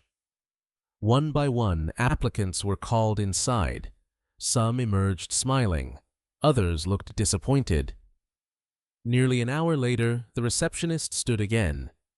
Mr. Amani Bakari. He stood immediately. This way, please. The interview room was bright and simple. 5 committee members sat behind a long table. Jabari was not among them, at least not visibly. Behind another observation window, he watched every second. The chairperson smiled. Good morning, Mr. Bakari. Good morning. Please have a seat. Amani thanked them before sitting down. The questions began gently. Tell us about your business. He spoke confidently. Years of repairing engines had taught him patience, discipline, and persistence. He explained how he diagnosed problems carefully instead of replacing unnecessary parts, how honest work built loyal customers, how trust lasted longer than advertisements. The committee listened attentively. Another member leaned forward. What would you do if you received this investment?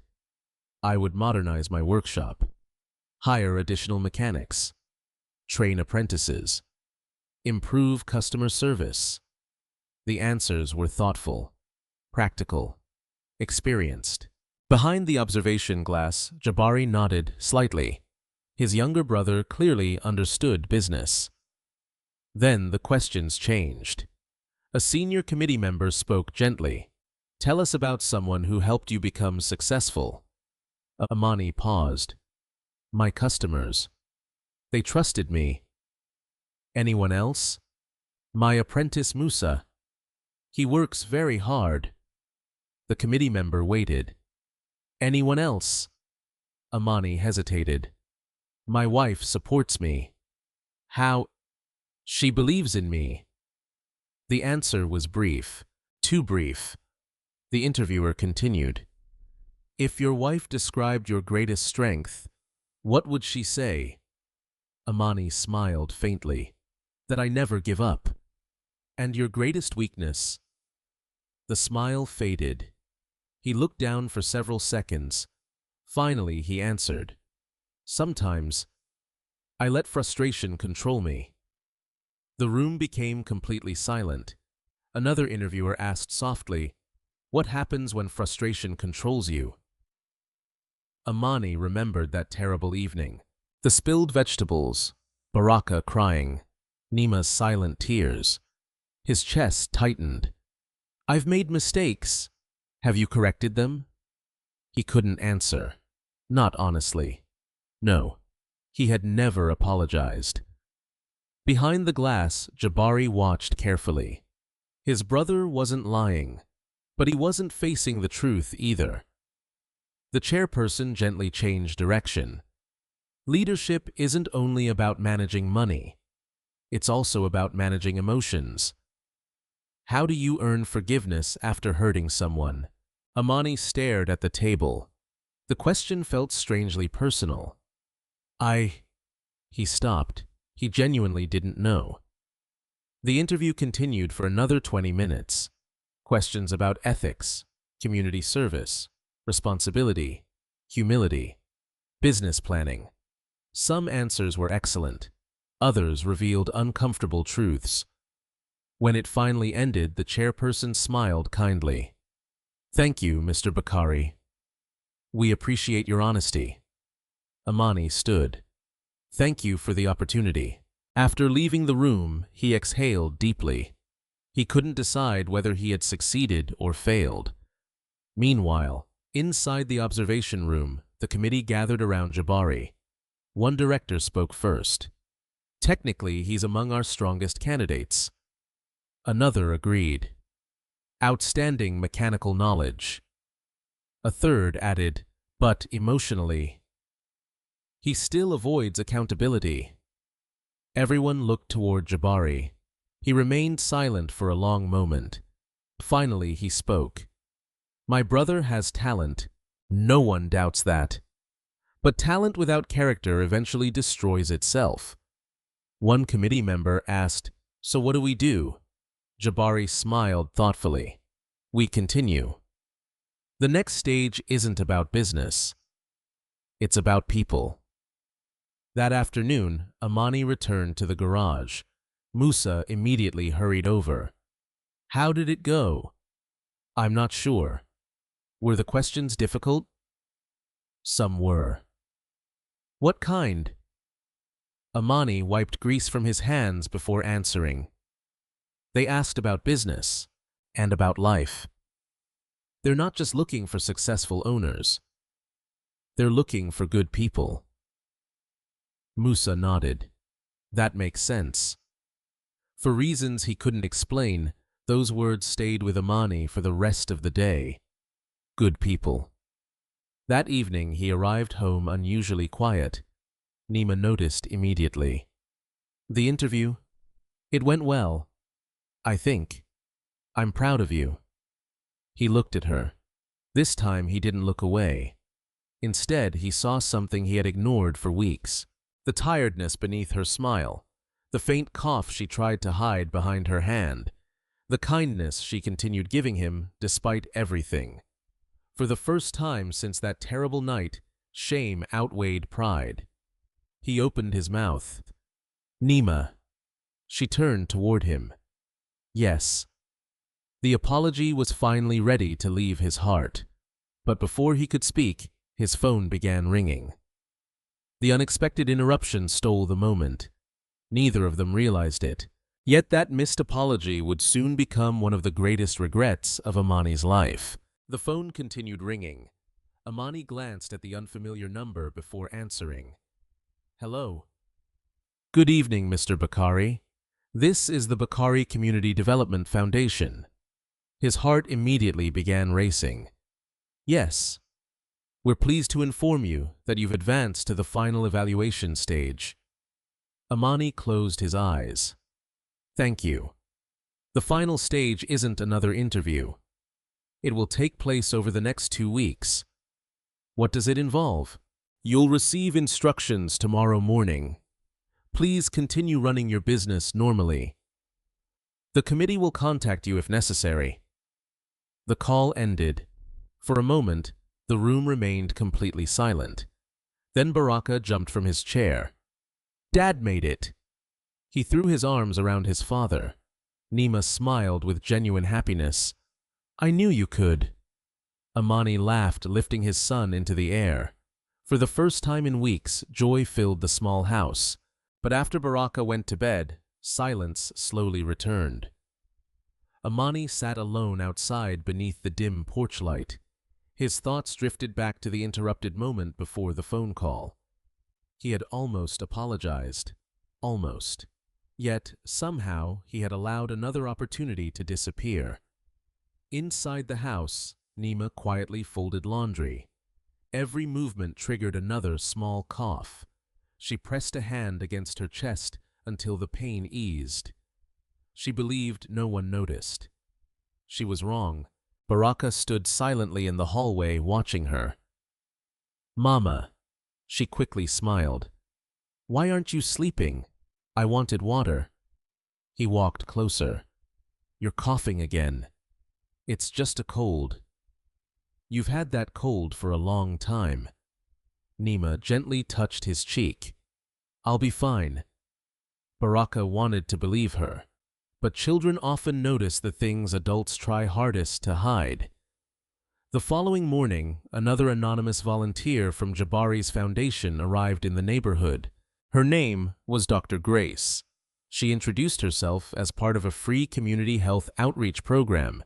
She visited dozens of homes before eventually reaching the Bakari residence. Neema welcomed her politely. We're offering complimentary health screenings. Thank you. But I'm all right. Dr. Grace smiled kindly. Please. It only takes a few minutes. Reluctantly, Neema agreed. The examination was brief. Blood pressure, temperature, breathing, esticitat. Then Dr. Grace listened carefully to Neema's lungs. Her expression changed almost immediately. You've been coughing for quite some time. A little. Any blood? Neema hesitated. Sometimes. Dr. Grace remained calm. You need further treatment. I know. Then why haven't you continued? Neema lowered her eyes. My family needs the money. The doctor spoke gently. Your family needs you. Neema smiled sadly. They need both. Dr. Grace left behind several vitamins and nutritional supplements. No charge. Our outreach program provides them. Neema thanked her sincerely. After leaving the house, Dr. Grace immediately contacted Rashid. The situation is serious. How serious? She needs treatment soon. Very soon. By afternoon, Jabari had received the report. He read every line twice. Then he quietly stood from his desk. This has gone far enough. Rashid looked up. What are you planning? I can't force her to accept help. But perhaps she'll accept work. What kind of work? Jabari smiled slightly. One that protects her dignity.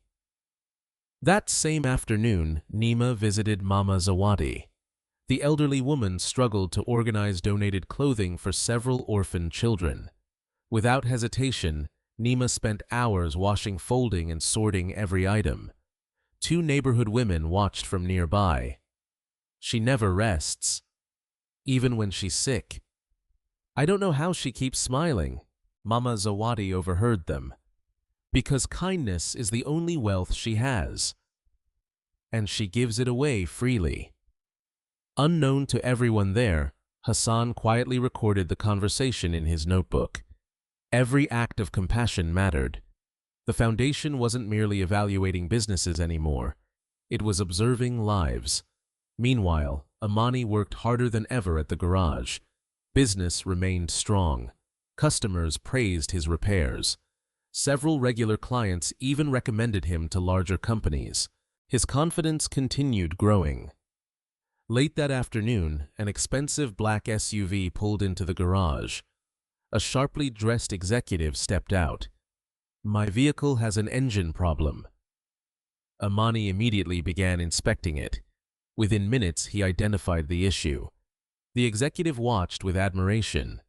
"You're impressive." Amani smiled proudly.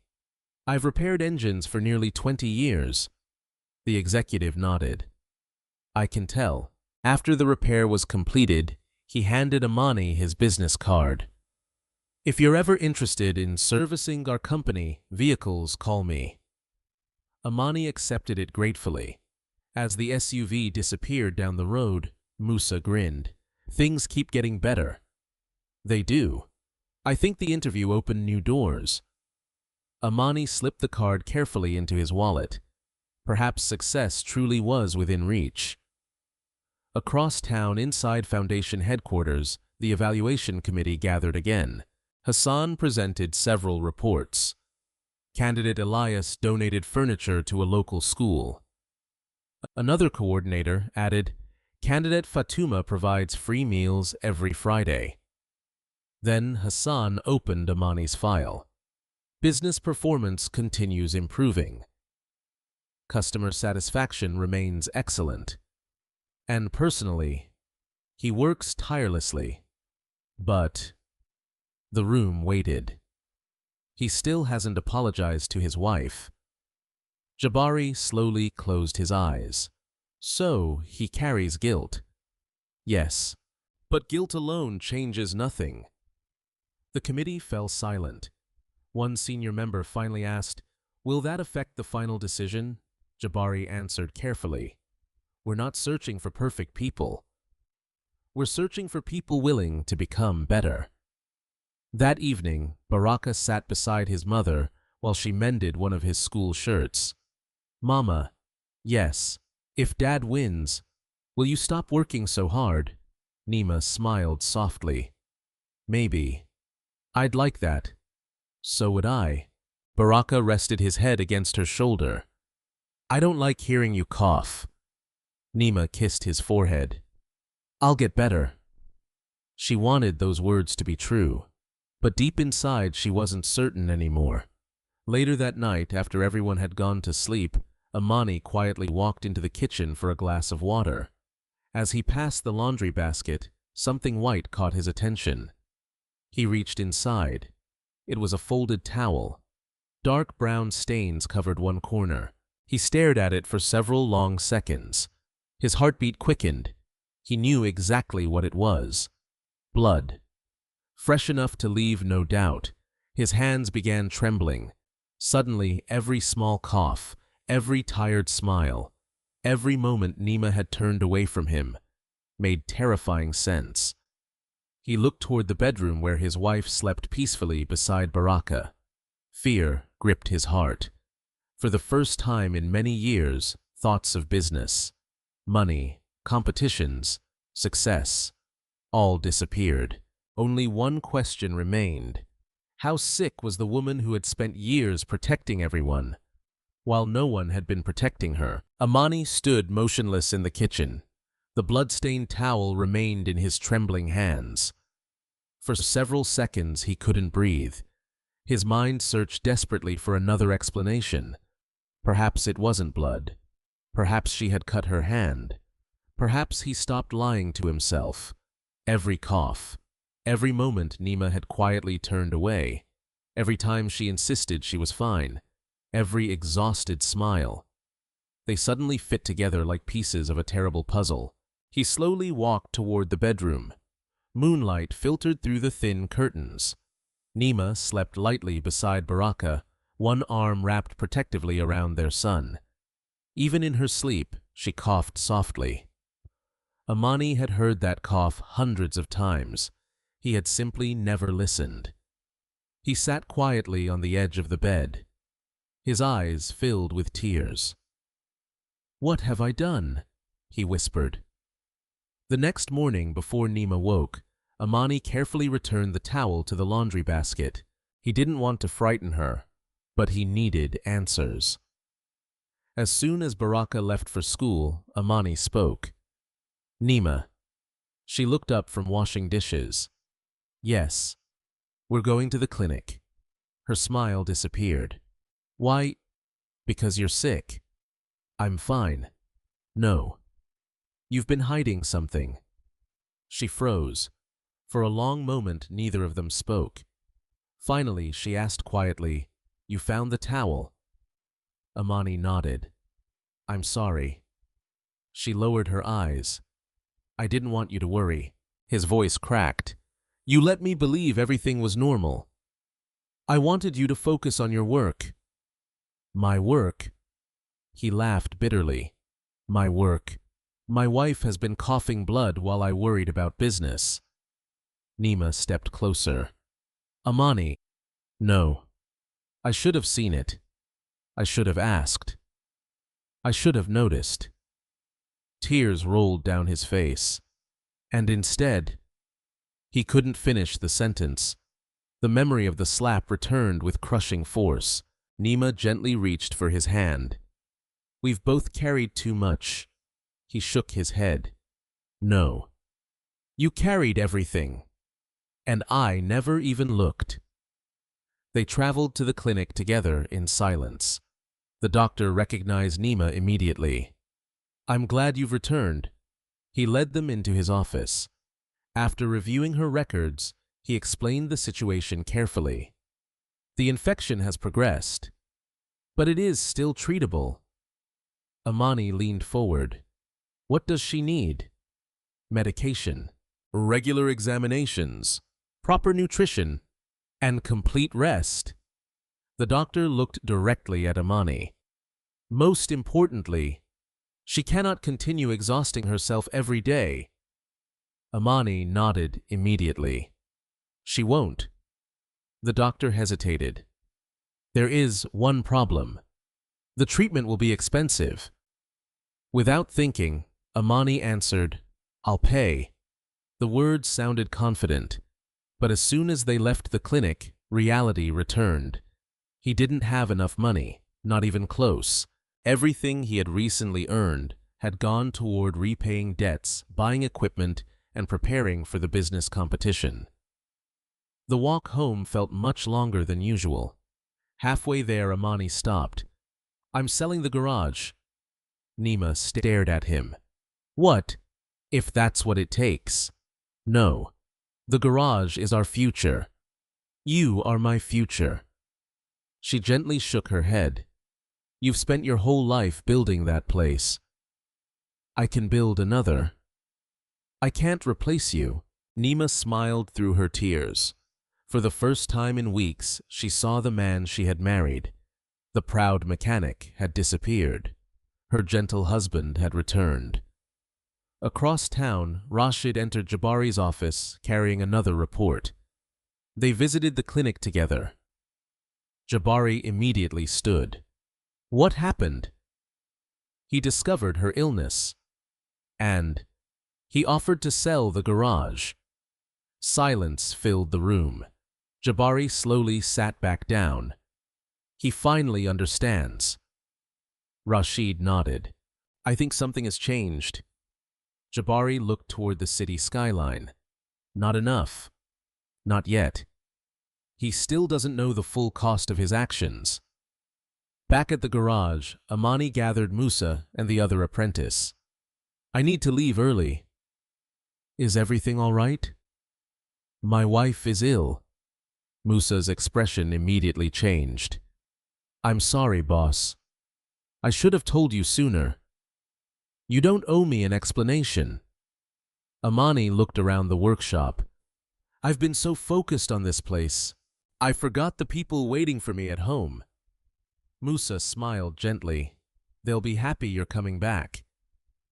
That evening, Amani cooked dinner himself. The rice was overcooked. The vegetables were unevenly chopped.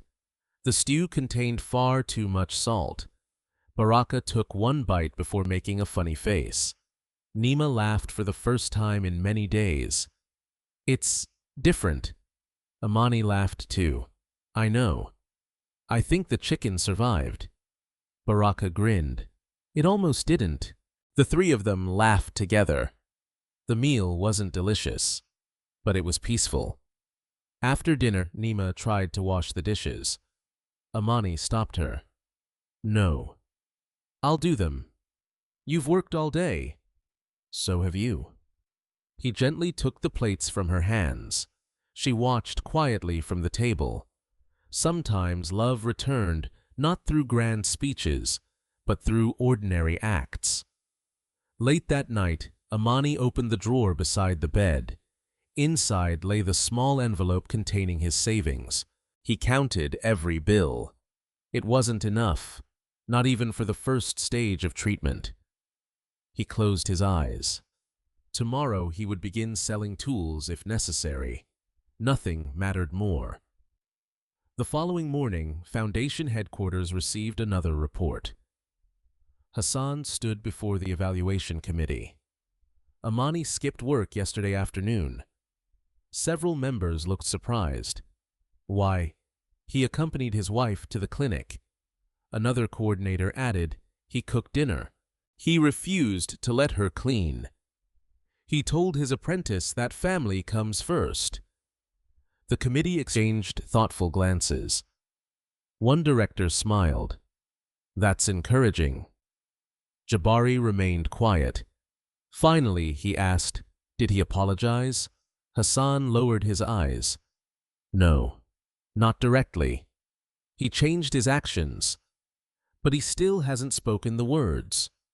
Jabari folded his hands. Sometimes actions come first. But healing requires truth. That afternoon, Amani received another phone call from the foundation. Mr. Bakari. Yes. This is a reminder. The final community evaluation event takes place tomorrow. We look forward to seeing you. After ending the call, Amani stared at the phone. Just 2 days earlier, the competition had felt like the most important opportunity of his life. Now, he almost didn't care. Winning meant little if Neema wasn't healthy enough to enjoy the future with him. Across the city, Jabari stood alone in the Foundation auditorium where the final event would soon take place. Rows of empty chairs stretched before him. On the stage stood a single podium. Tomorrow his younger brother would walk into this room, believing he was competing for an investment. He had no idea that something far greater awaited him. Tomorrow the truth buried for more than 20 years would finally come into the light. And when it did, neither brother's life would ever be the same again. The Foundation auditorium was already filling when Amani arrived the next morning. Business owners from across Dar es Salaam greeted one another with nervous smiles. Some carried folders. Others rehearsed speeches beneath their breath. Everyone hoped today would change their future. Amani stood near the entrance, holding the same worn leather folder that contained his application. Yet his thoughts were nowhere near the competition. They remained with Neema. Before leaving home, he had insisted she stay in bed. She had protested gently. I'm feeling stronger today. He smiled. You've said that every day. And I believed you every time. Not anymore. She reached for his hand. Come back soon. I will. Baraka hugged his father before he left. Bring home good news. Amani kissed his son's forehead. I'll try. Inside the auditorium, the finalists were invited to take their seats. Large banners displaying the Bakari Community Development Foundation logo decorated the stage. Several television cameras waited quietly near the back of the room. Community leaders, journalists, and local officials filled the audience. The event felt far grander than Amani had imagined. He leaned toward Elias, the furniture maker he had met during the interview. I wasn't expecting all this. Elias smiled nervously. Neither was I. A Foundation employee walked onto the stage. Good morning, ladies and gentlemen. Thank you for joining us. She explained the purpose of the program. supporting honest entrepreneurs, creating stronger communities, encouraging businesses that valued people as much as profit. The audience applauded warmly. Then she continued, "Our founder and chairman will now address you." The lights dimmed slightly. A side door opened. A tall man wearing a perfectly tailored navy suit walked confidently toward the podium. His calm expression reflected quiet authority. The entire auditorium rose to its feet. Amani remained seated for a heartbeat longer before slowly standing with everyone else. He stared toward the stage. Something about the man's face felt strangely familiar. He couldn't explain why. Jabari looked across the audience before beginning his speech. "When I was a young boy, I learned that success is never built alone. It grows through sacrifice, through kindness, and through people who believe in us even when we no longer believe in ourselves." Amani listened carefully. Every word seemed strangely personal. Jabari continued, "I founded this organization because I know what poverty feels like. I know what loss feels like. I know what it means to leave family behind." The final sentence struck Amani unexpectedly. Leave family behind. A distant memory flickered across his mind. An older brother, a promise, letters that never arrived. He shook the thought away. It couldn't be. After the speech, finalists were invited onto the stage one by one. Each entrepreneur received brief recognition before the judges announced special awards. Several participants won equipment grants. Others received training scholarships. Applause echoed repeatedly through the hall. Finally, only one envelope remained. The master of ceremonies smiled. "Our highest recognition today is awarded not only for business excellence, but for the potential to build lasting impact within the community." She opened the envelope. The recipient is Amani Bakari. The auditorium erupted into applause. Amani sat frozen. Elias nudged him gently. "Go." He slowly walked toward the stage. His legs felt strangely heavy. The chairman stepped forward to present the award. As soon as Amani stood face to face with him, both men stopped moving. They stared silently at one another. Every feature, every expression, every memory. The resemblance was undeniable. Jabari spoke first. His voice was barely above a whisper. "Amani." The sound of his name in that familiar voice shattered 20 years of silence. Amani's eyes widened. "No." His lips trembled. "It can't be." Jabari smiled sadly. "It can. I'm sorry it took me this long." The microphone captured every word. The audience fell completely silent. Television cameras continued recording. Nobody understood what was happening. Amani took one hesitant step forward. "Jabari." His older brother nodded. "Yes." The leather folder slipped from Amani's hands and landed on the stage floor. He couldn't speak. He couldn't breathe. He simply stared. Tears filled both brothers' eyes. Jabari quietly dismissed the photographers with a wave of his hand. Then he walked closer. "I looked for you. For years. I wrote letters. I came back. I searched everywhere." Amani shook his head. "I never received anything. I thought you abandoned us. I thought you chose another life." Jabari slowly removed an old photograph from his jacket pocket. The edges had faded with time. Two barefoot boys smiled proudly beside their parents. "I carried this everywhere. I never stopped looking." Amani reached toward the photograph with trembling fingers. His tears finally fell. "I'm sorry." "So am I." The brothers embraced tightly. The audience erupted into applause once again. Many people wiped tears from their eyes. The reunion felt almost unbelievable. After several moments, Jabari gently stepped back. He looked directly into Amani's eyes. "I've been watching you." Confusion crossed Amani's face. What?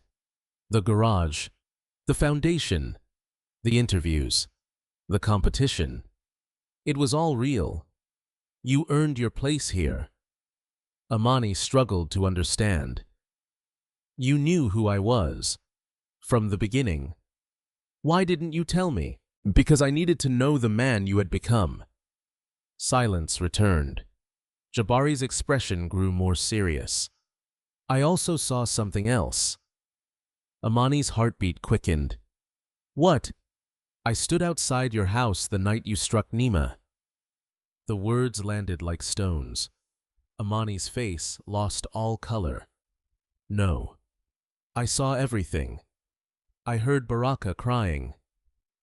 I watched your wife pick vegetables off the floor after you hurt her. The auditorium became painfully quiet. Amani lowered his head. Shame washed over him.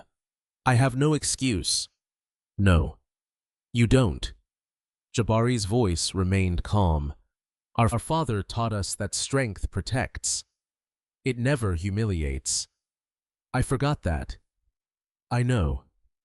Amani's tears fell freely now. I've been trying to change. I know. I found Neema's bloodstained towel. I took her to the clinic. I've been caring for her. I wanted to apologize. But every time, I failed. Jabari looked at him for a long moment. Then he nodded, slowly.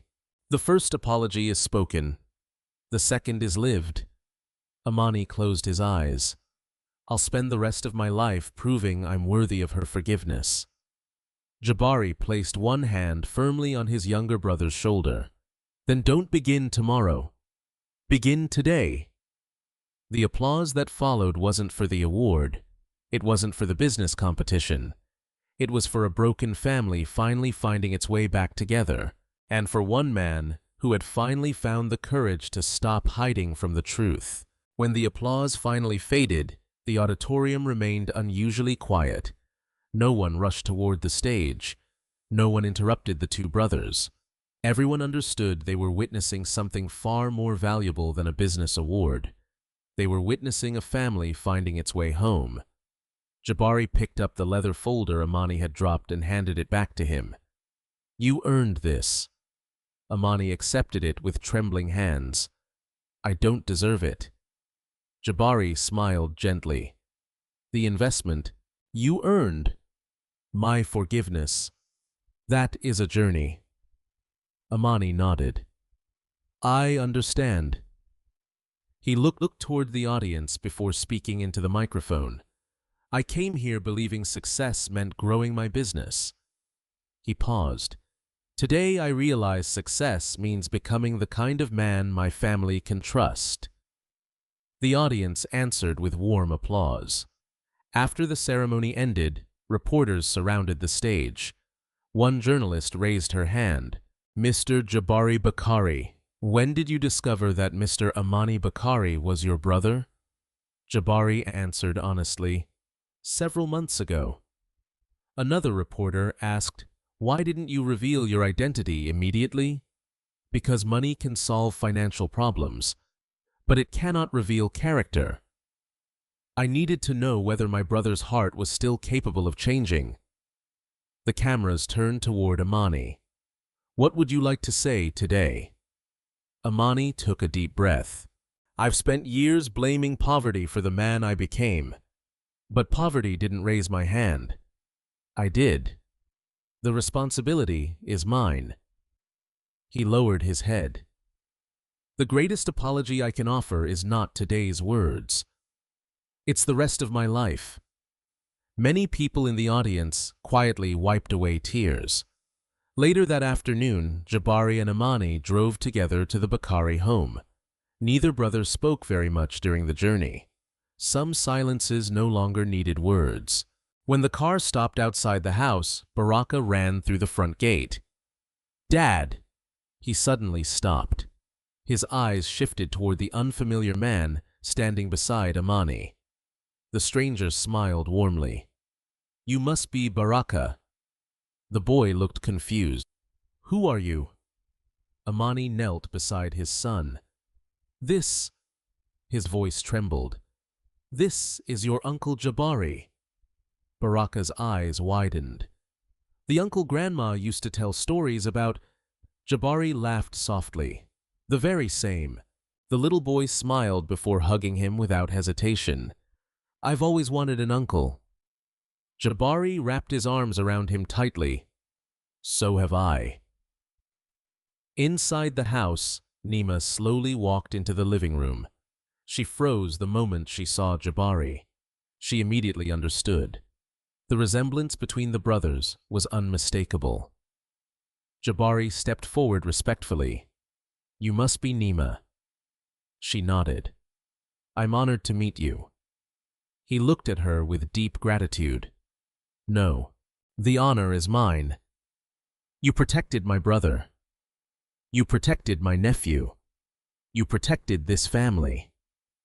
Even when no one protected you." Neema lowered her eyes modestly.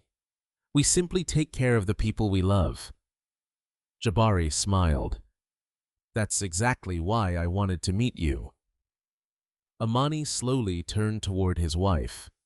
For the first time since that terrible evening, there were no interruptions, no ringing phones, no excuses, only truth.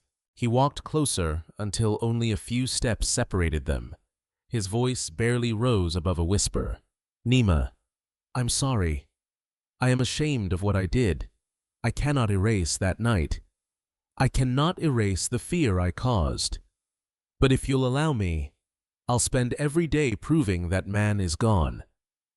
Silence filled the room. Neema looked into his eyes for a long moment. She wasn't searching for perfect words. She was searching for honesty. Finally, she spoke. "I forgave you before you apologized." Amani looked up in surprise. "But forgiveness doesn't erase pain. It gives us a chance to heal." Tears rolled freely down his face. "I'll never waste that chance." Neema gently placed her hand in his. "I know." That simple gesture carried more hope than any speech ever could. Several days later, Neema began receiving proper treatment. The pulmonary specialist arranged by the foundation carefully explained every stage of her recovery. This time she never missed an appointment. Amani personally drove her to every visit. If work had to wait, work waited. Nothing mattered more than her health. Meanwhile, Jabari fulfilled his promise regarding the competition. The investment was transferred to Amani's business, exactly as the committee had approved. Not as a favor, not as charity, but because Amani had legitimately earned it. Together, the two brothers expanded the garage. New diagnostic equipment arrived. Additional repair bays were built. Several unemployed young mechanics from the neighborhood were hired and trained just as Amani had promised in his application. Musa became the supervisor of the apprentice program. He proudly mentored teenagers who reminded him of himself. Every Friday afternoon, Amani closed the garage 1 hour early. Not for business meetings, not for customers, for family. Sometimes they attended Baraka's football matches. Sometimes they visited Mama Zawadi. Sometimes they simply shared dinner together without rushing anywhere.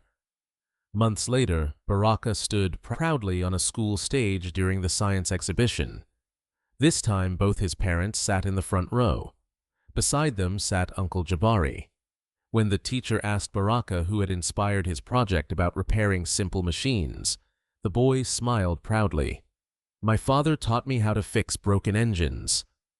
My mother taught me how to fix broken hearts. And my uncle taught me that real success is helping other people succeed too." The audience applauded warmly. Amani quietly wiped away a tear. Those words meant more than every business award he would ever receive. One evening, as the sun disappeared behind the skyline of Dar es Salaam, the entire family gathered outside the garage. Children laughed nearby. Customers waved as they passed. The sign above the workshop had been replaced. It now read, Bakari Brothers, Community Garage. Beneath the name was a smaller sentence chosen by Amani himself. Strength protects, kindness restores. Jabari looked at his younger brother. Our father would have liked that. Amani smiled. I hope so. He would also be proud of the man you've become. Amani looked toward Neema, who stood laughing with Baraka near the entrance. I still have a lifetime of learning. Jabari nodded. So do we all. As evening settled over the city, the lights inside the garage remained warm, not because of the machines, not because of the business, but because forgiveness had rebuilt something far more valuable than a workshop. It had rebuilt a family. Every life eventually presents us with a choice. We can allow pain, disappointment, and hardship to harden our hearts, or we can let them shape us into people who love more deeply, forgive more freely, and value what truly matters. Amani believed that poverty was the greatest enemy he faced, but he eventually discovered that pride, anger, and silence were far more dangerous than an empty wallet. Wealth can rebuild a business, but only humility can rebuild a broken family. Neema reminds us that true strength is often quiet. It is found in the sacrifices no one applauds, the tears shed in private, and the unwavering love that continues even when it is not appreciated. Her kindness was never a sign of weakness. It was the foundation that held her family together when everything else seemed to fall apart. Sometimes the strongest people are not those who speak the loudest, but those who continue choosing love when life gives them every reason to give up. Jabari's journey teaches another powerful lesson. Real success is not measured by how much money we earn, but by how many lives we help restore. A person's character is revealed not when life is easy, but when they are given the opportunity to choose between pride and compassion, between power and forgiveness. Every act of kindness creates a legacy that money alone can never buy. Perhaps the most important lesson of all is this: never wait until it is almost too late to appreciate the people who stand beside you every day. Say, I'm sorry, while you still have the chance. Say thank you while they can still hear it. Love is not proven through promises, but through daily actions, patience, respect, and presence. Time is one gift that no amount of wealth can ever purchase once it is gone. If this story touched your heart, we'd love to hear from you. What lesson stayed with you the most, and what would you have done if you were in Amani's place? Share your thoughts in the comments below. We read every one of them. And if you enjoy meaningful stories about family forgiveness, resilience, and hope, please subscribe to the channel and turn on notifications so you never miss our next inspiring story. Thank you for watching, and may kindness